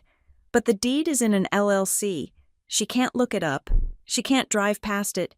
She doesn't even know what state the money came from." I took a sip of the champagne. It was crisp and cold. "I made a rule, Tara," I said, looking out at the dark water. "I call it the gatekeeper rule. If you made me feel small when I was building this, you don't get to stand in it now that it is built. If you mocked me when I was saving, You don't get to enjoy the spending. This house isn't just property. It's a boundary. So Kelsey is never coming here, Tara stated. Kelsey wouldn't understand this place, I said. It's too quiet. There's no audience here. She'd hate it. She'd hate it because it's nicer than hers, Tara corrected. And because you actually own it. We sat in comfortable silence for a while. It was the first time in my life I felt truly settled. My mother had harped on that word for years, settled. She meant married. She meant trapped. She meant distinct and palatable. But this was settled. This was the feeling of sinking roots into soil that I had chosen. I spent the next few weeks moving in slowly. I bought furniture that I liked. Not what was trendy. I bought a deep leather armchair for reading. I bought a massive oak desk for my office. I bought high thread count sheets. I didn't post a single photo on Instagram. I didn't update my Facebook status. I didn't tell a soul at work. I was hoarding this happiness like a dragon hoarding gold. Every time my mother called, I answered from my deck, looking out at the sunset. "How are you, Juliana?" she would ask. "Still in that little apartment?" "Yes, Mom." I would lie smoothly. "Just working hard." "Well, you should try to get out more," she would say. "Kelsey is having a barbecue next weekend. She bought a new grill. It cost $2,000. "That sounds nice," I would say, watching a heron land on my dock. "She wants you to come," Mom said. "It's a housewarming party, a real one. She wants the whole family there." I felt a twinge of irony so sharp it almost cut. Kelsey was throwing a housewarming party for a house that was drowning in debt, a house she had tried to use my credit to refinance. I was sitting in a house worth nearly $750,000, and I wasn't even telling them I had moved. "When is it?" I asked. 2 weeks from Saturday. Mom said, "You really need to make an effort, Juliana. Kelsey feels like you've been distant. She wants to show off the place. She's worked so hard on the decorating." "I'll be there," I said. "Good," Mom said. "And try to dress up a little. Maybe not those gray sweaters you always wear. Kelsey is going for a garden chic vibe." I hung up the phone. I sat there for a long time, the silence of my beautiful, secret home wrapping around me like a blanket. I thought about the envelope I had prepared, the one with the credit inquiries, the one with the evidence. I had been building a sanctuary, but they had been building a trap. I realized that the party wasn't just a barbecue. It was the scene of the crime.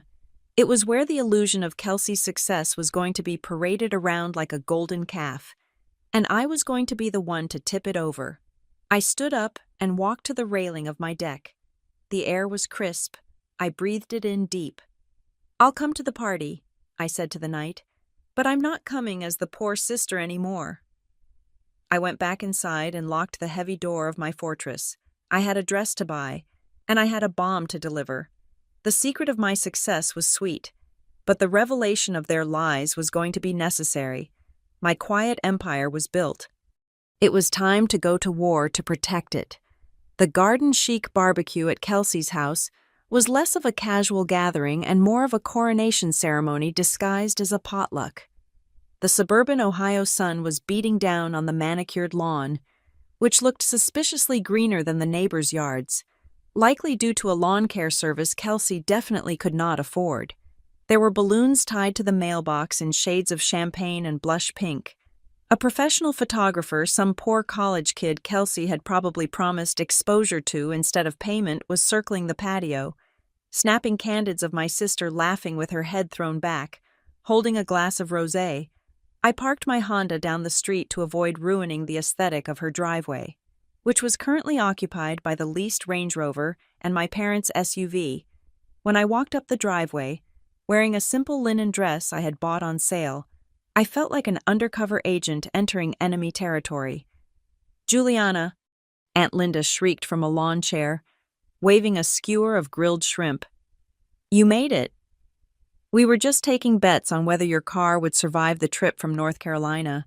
It made it just fine, Aunt Linda," I said, forcing a smile that didn't reach my eyes. "Well, grab a drink, honey," she said, leaning in with that conspiratorial whisper that always signaled an insult was coming. So, Darlene tells me you are still renting that little apartment in the city. That must be cozy. It works for me, I said. Oh, I'm sure. She nodded, her eyes full of a thick, syrupy pity. Not everyone is ready for the responsibility of homeownership.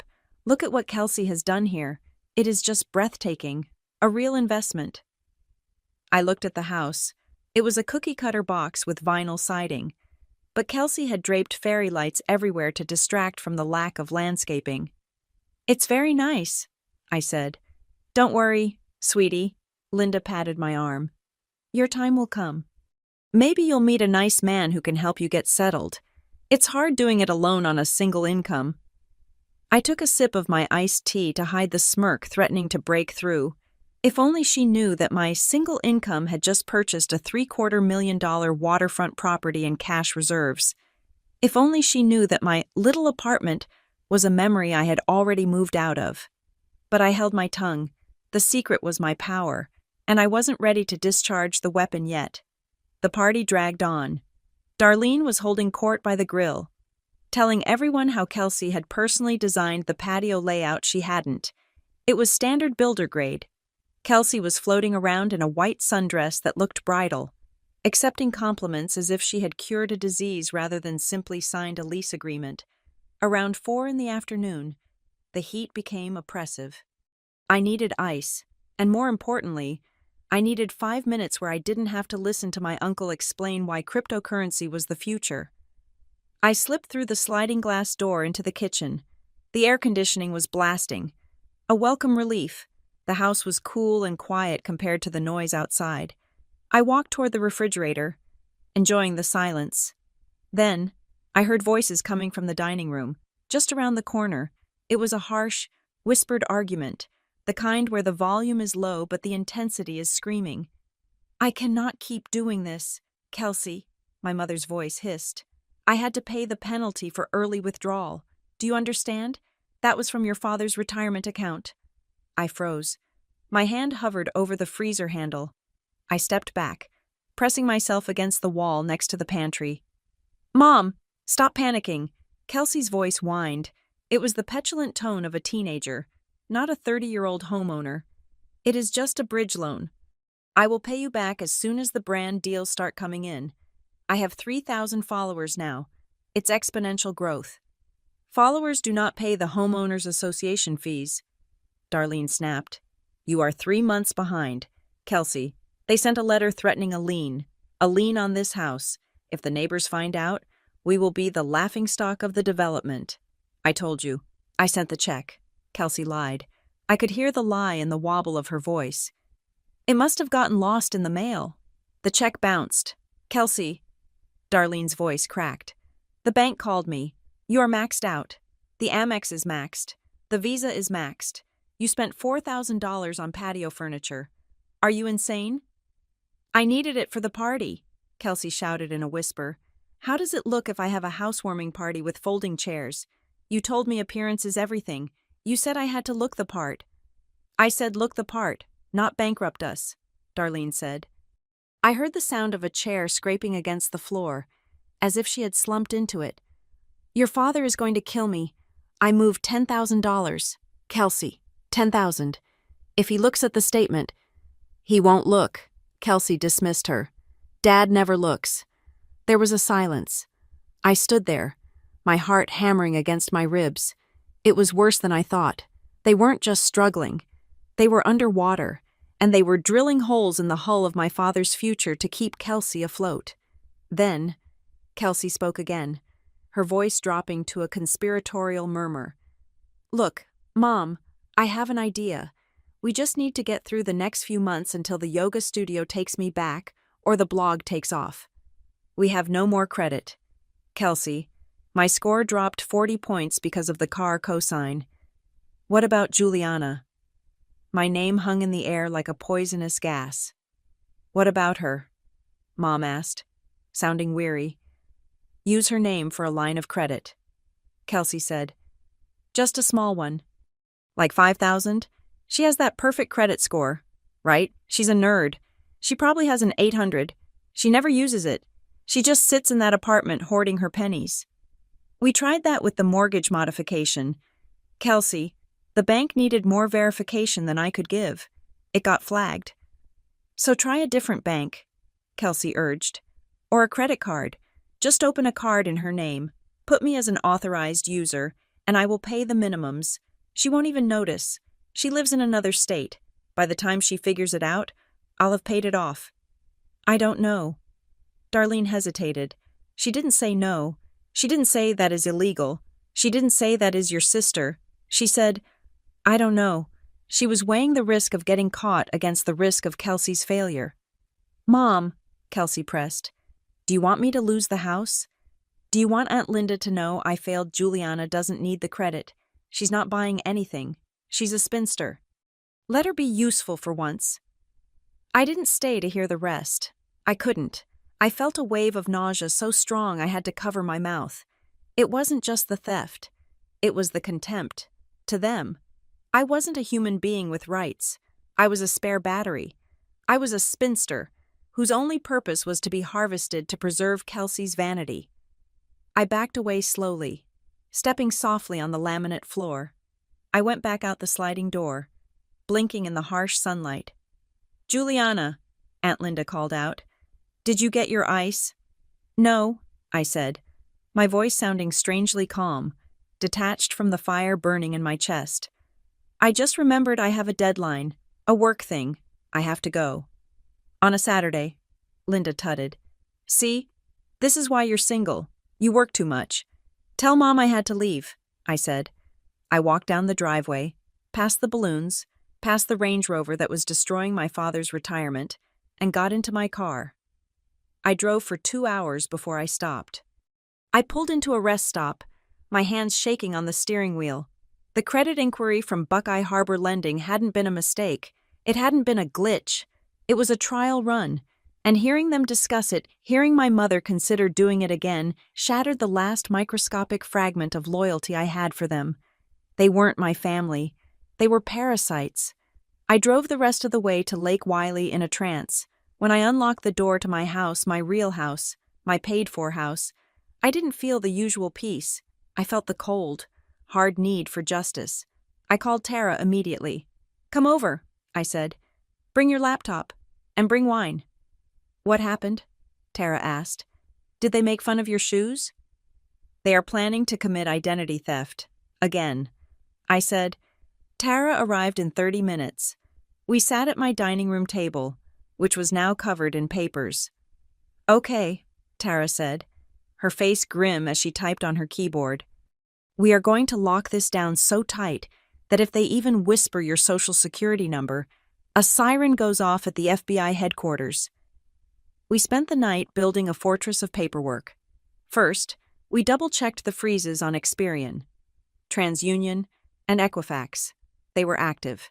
Second, I signed up for a premium identity theft protection service that scanned the dark web and public records daily. Third, we created a timeline. I opened a spreadsheet. Column A date, column B event, column C evidence. I logged the email from 3 years ago where Mom asked for my social. I logged the date of the Buckeye Harbor inquiry. I logged the conversation I had overheard today, transcribing it as best I could from memory. Why are we doing this? Tara asked, pouring me a glass of Cabernet. Why not just call the cops now? Because, I said, looking at the spreadsheet, if I call the cops now, it's my word against theirs. Mom will cry. She'll say I'm jealous. She'll say I'm making it up because I hate Kelsey. I need them to trap themselves. I need the paper trail to be undeniable. You want to catch them in the act. Tara realized, I want to be holding the smoking gun when the smoke is still rising. I said. That night, after Tara left, I sat in my office overlooking the moonlit lake. I pulled out a piece of stationery. I picked up a pen. I wrote a letter to my mother. It was a letter I knew I would never send, but I needed to write it to get the poison out of my blood. Dear Mom, you asked me when I would settle down. I wanted to tell you today that I have settled into the truth. The truth is that you don't love me. You love the idea of a family, but you only love the parts of it that reflect well on you. Kelsey is your mirror. I am your shadow. You feed the mirror, and you try to step on the shadow. I heard you today. I heard you debating whether to sell my financial future to buy patio furniture. You didn't defend me. You calculated my worth. I want you to know that the Bank of Juliana is closed. Not just the money, the emotional currency, the attention, the validation. It is all closed. I am not your resource. I am not your backup plan.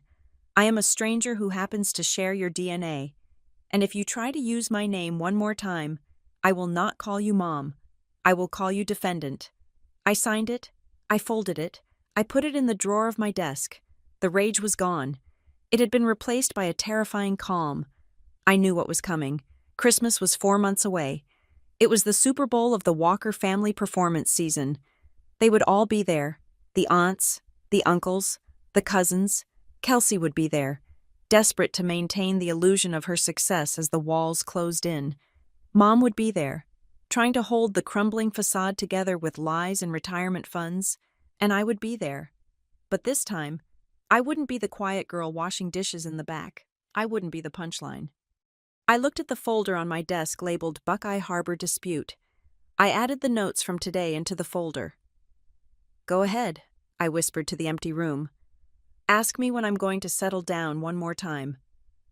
I turned off the lamp. The darkness of the room was comforting. I wasn't hiding in it anymore. I was waiting in it, and for the first time in my life, I wasn't dreading Christmas. I was looking forward to it. The silence that followed the sliding of the envelope was not empty. It was heavy, pressurized, and vibrating with the kinetic energy of a bomb that had just been armed. The dinner table, moments ago a cacophony of chewing and forced laughter, was now a tableau of frozen expressions. I looked at my mother, Darlene. Her hand was still raised in that mock toast, the wine glass tilting slightly, catching the light of the chandelier. The smirk was still plastered on her face, but her eyes were darting back and forth, trying to process the glitch in her carefully curated reality. I already did, I said again, my voice cutting through the stagnation like a razor. You already did what? Kelsey asked, her voice shrill. She had lowered her fork, and a piece of roasted potato fell onto the white tablecloth, leaving a grease stain that she didn't even notice. I settled down, I said, leaning back in my chair. I didn't cross my arms. I didn't hunch. I occupied my space with a calmness that felt foreign in this house. I bought a house 2 years ago. It is a 3-bedroom contemporary on a bluff overlooking Lake Wylie. It has a wraparound deck.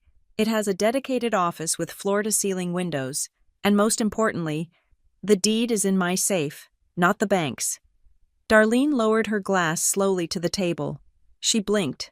Once, twice, her brain was rejecting the data. It didn't fit the narrative. Juliana was the struggling one. Juliana was the lesson. Juliana was not the homeowner. Don't be dramatic, Juliana, Darlene said, letting out a short, breathless laugh that sounded more like a cough. We are having a nice dinner. There is no need to make up stories just because you feel insecure about Kelsey's success. It is pathetic. It's not a story, Mom, I said.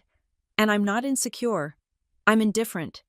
You're a liar, Kelsey spat across the table. Her face was flushing a deep, ugly red. You live in that dumpy apartment complex in Charlotte. I saw the address on your Christmas card last year. I have a P.O. box, I corrected her gently, because I learned a long time ago that giving this family my real address is an invitation for unsolicited opinions and solicited loans. Stop it, Kelsey slammed her hand on the table, making the silverware jump. You are just jealous. You see this beautiful house. You see how happy I am. And you have to invent some fantasy life to compete. A waterfront house. With what money you answer phones for a computer company. I am a senior data architect, I said. And I bought it with the money I saved while you were buying validation. The insults were flying now, predictable and boring. Darlene looked at the relatives, her eyes pleading with them to see me as the villain. She always does this, Darlene said to Aunt Linda. She ruins every holiday. She has to be the center of attention. Juliana, apologize to your sister for lying. I'm not lying, I said. Then prove it, Kelsey screamed. Show us a picture. Show us anything besides your big mouth. I didn't reach for my phone. I didn't need to. Tara stood up. The sound of her chair scraping against the hardwood floor was loud. Tara had been quiet all dinner, nursing her wine, waiting for her cue. Now, she looked at Darlene, then at Kelsey, with a look of pure, unadulterated exhaustion. She isn't lying, Tara said.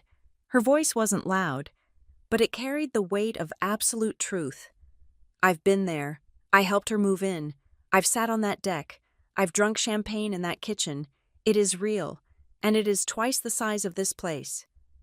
The air left the room. If I had said it, they could have dismissed it. I was the black sheep. I was the liar. But Tara was the neutral party. Tara was the observer. Tara didn't play their games. Darlene stared at her niece. Tara, you knew. For 2 years, Tara said, crossing her arms.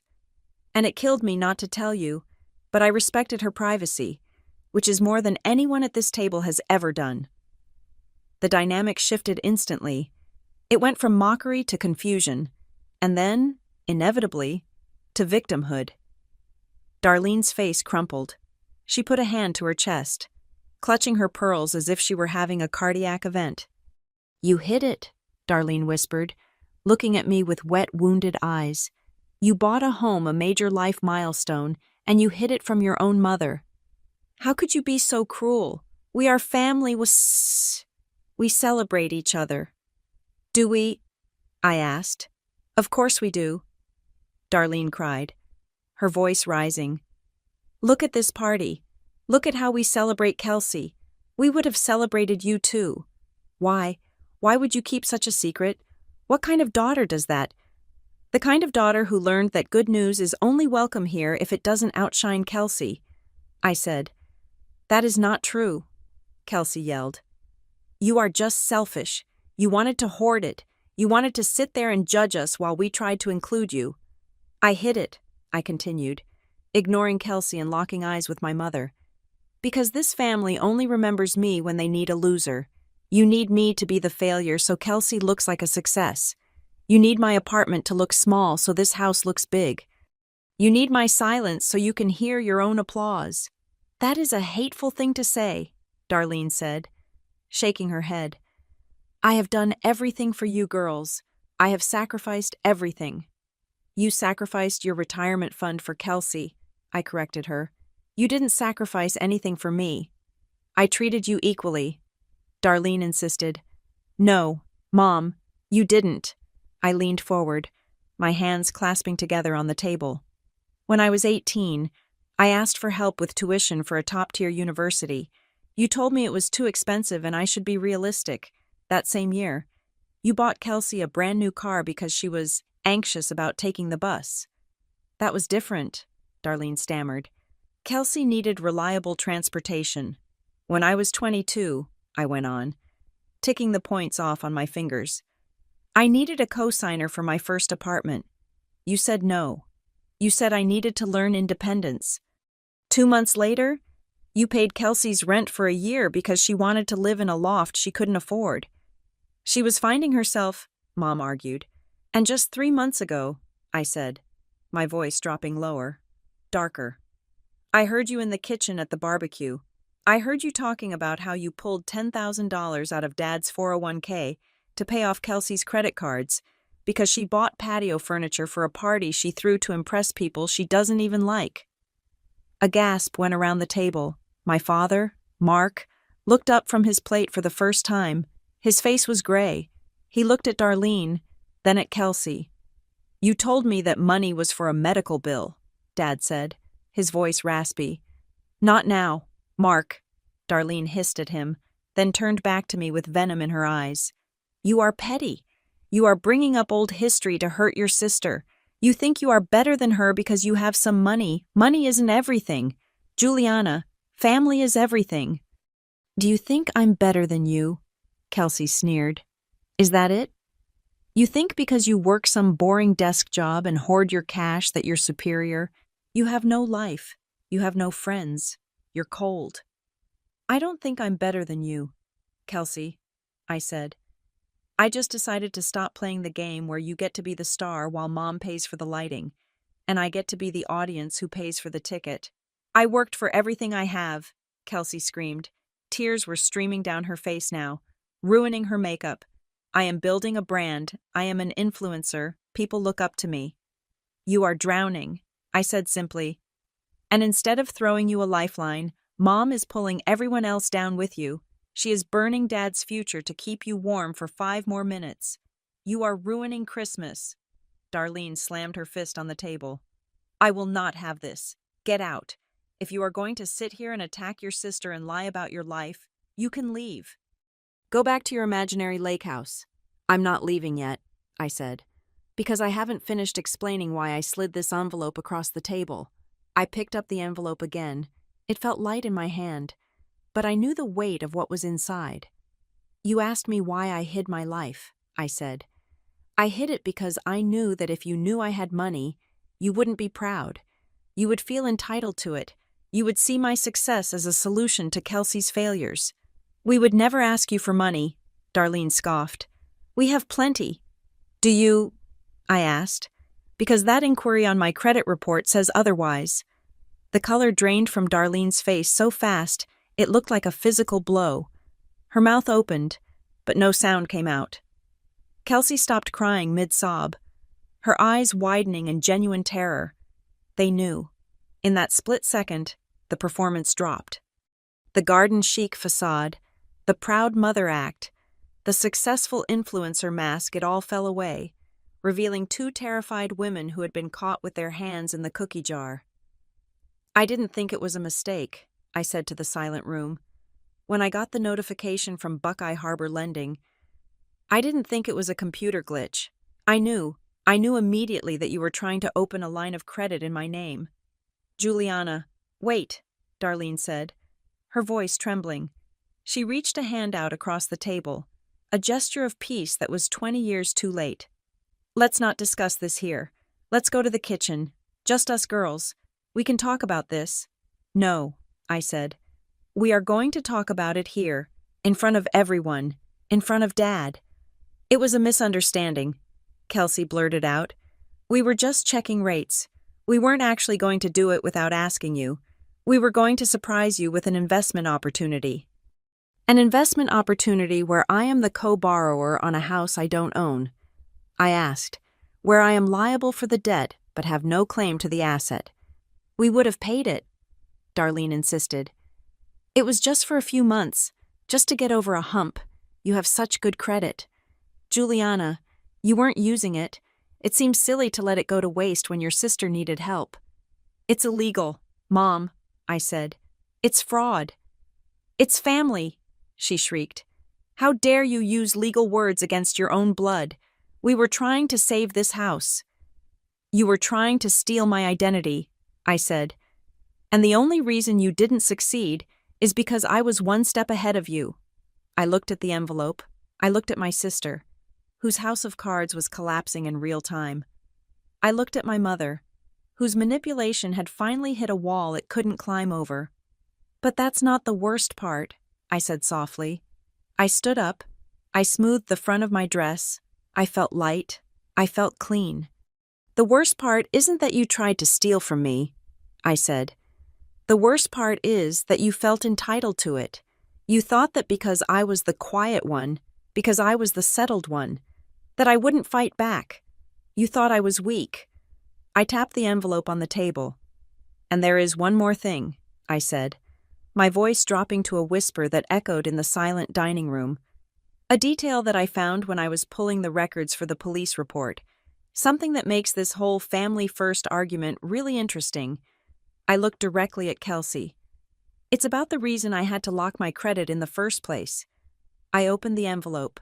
My hands were steady, a stark contrast to the trembling wine glass in my mother's hand. I pulled out 3 sheets of paper, stapled together in the top left corner. They were crisp, clean, and devastating. "This," I said, my voice cutting through the tension like a scalpel, "is a formal record of a hard credit inquiry initiated by Buckeye Harbor Lending on October 14th at 3:42 in the afternoon.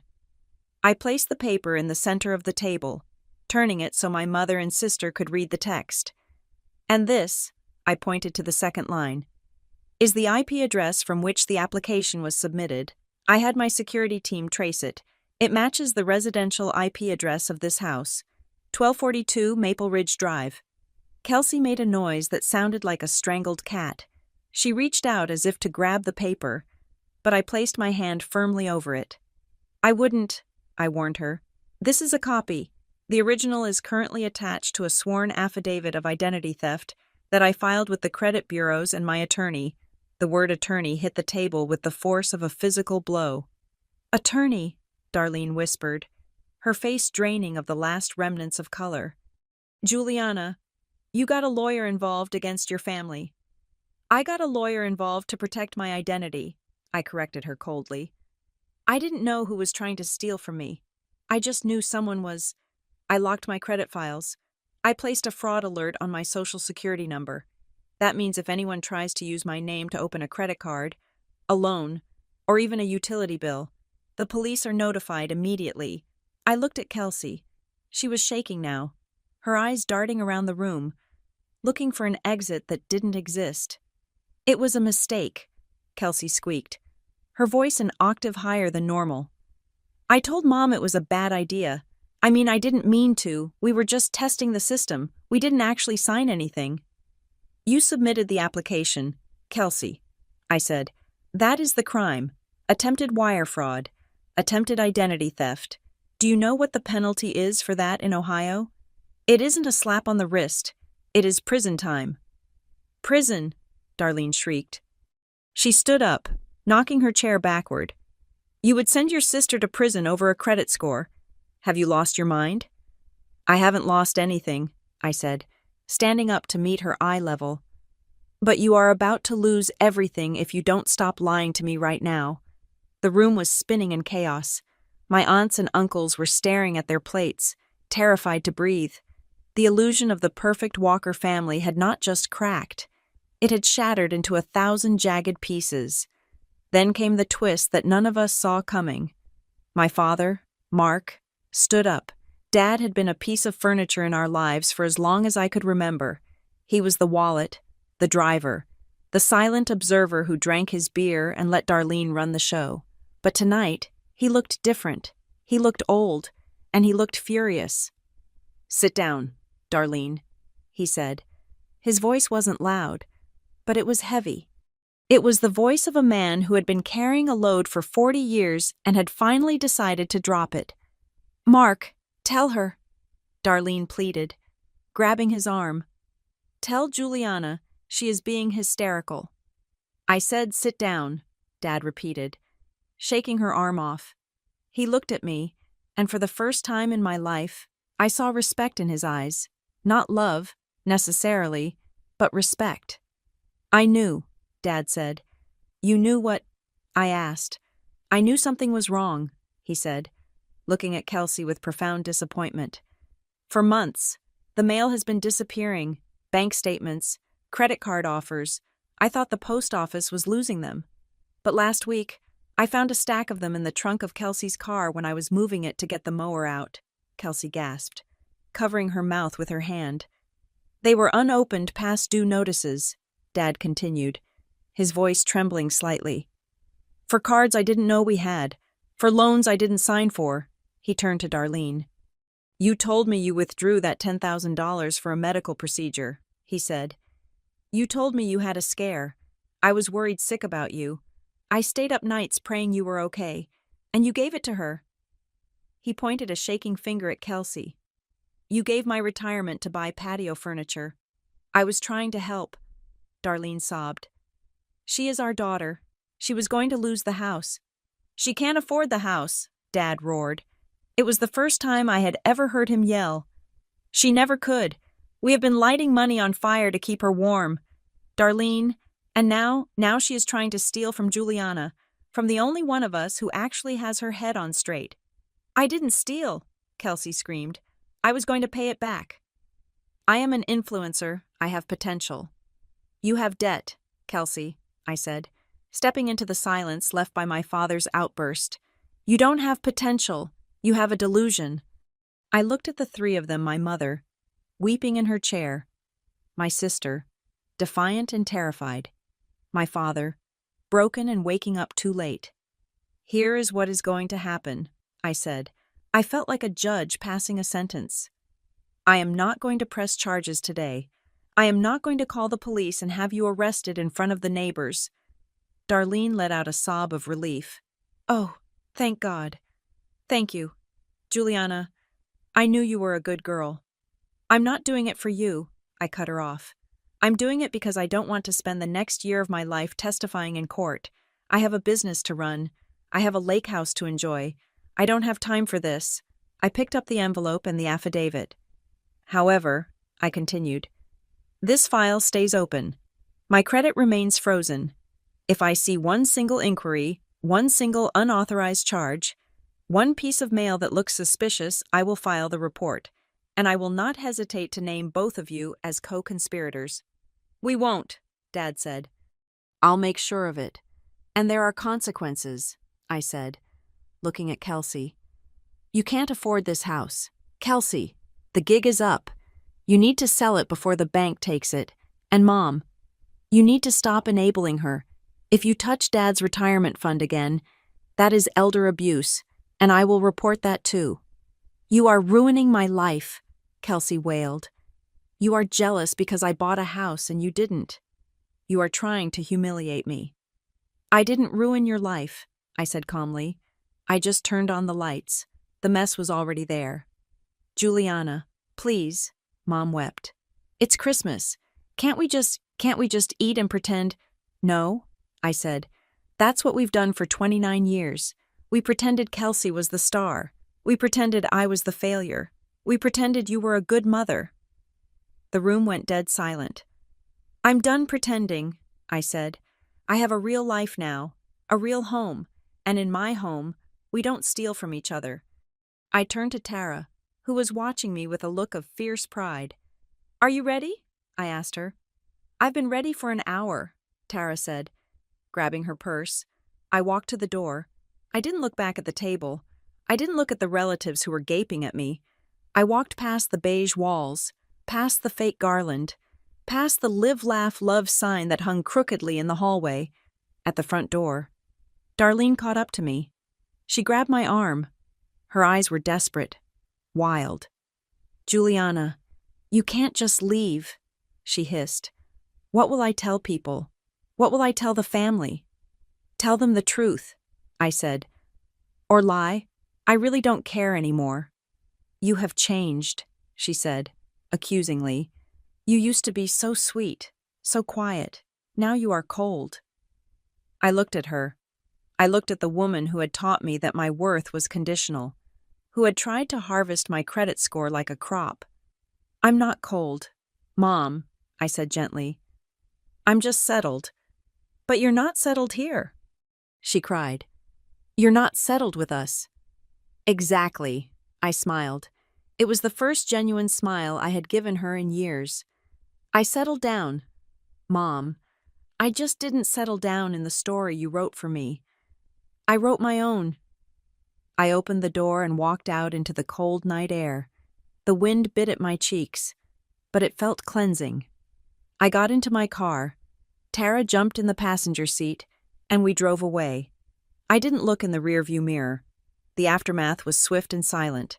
The family group chat, usually buzzing with Mom's updates about Kelsey's achievements, went dead. No one posted, no one commented. It was a digital ghost town. 2 weeks later, I heard through a cousin that Kelsey had put the house on the market. It was a short sale, meaning she was selling it for less than she owed just to escape the crushing debt. She moved back into my parents' basement. The influencer career was quietly retired.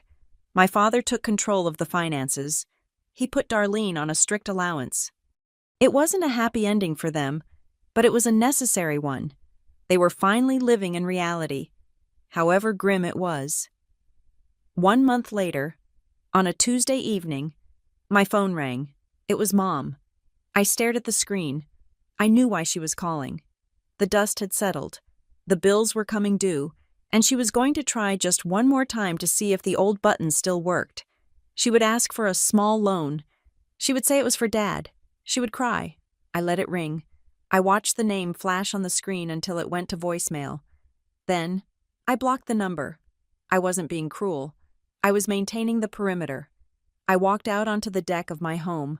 The sun was setting over Lake Wylie, painting the water in strokes of purple and gold. The air was still. The only sound was the gentle lapping of the waves against my dock. I sat down in my chair, wrapped a blanket around my shoulders, and took a sip of tea. This was it. Revenge wasn't screaming. It wasn't burning their house down. It wasn't destroying their reputation online. Sweet revenge was sitting on a deck that I owned, looking at a view that I paid for, with a peace of mind that they could never touch. They were trapped in a prison of their own making, frantically trying to keep up appearances, drowning in debt and lies. And I was free. I took a deep breath of the pine-scented air. I had settled down. All right, I had settled into a life where I was the main character, and for the first time, the script was perfect. Thank you so much for listening to my story. I know family can be complicated, but I hope my journey reminds you that you never have to set yourself on fire to keep others warm. I would love to know where you are listening from today. Are you tuning in from the busy streets of New York, the sunny coast of California, or maybe somewhere halfway across the world? Please leave a comment below, letting me know your location and what you thought about how I handled my family. And if you enjoyed this story, please make sure to subscribe to Maya Revenge Stories. Hit that like button to support the channel, and smash the hype button so we can share this story with even more people who might need to hear it. Stay strong, and keep building your own empire.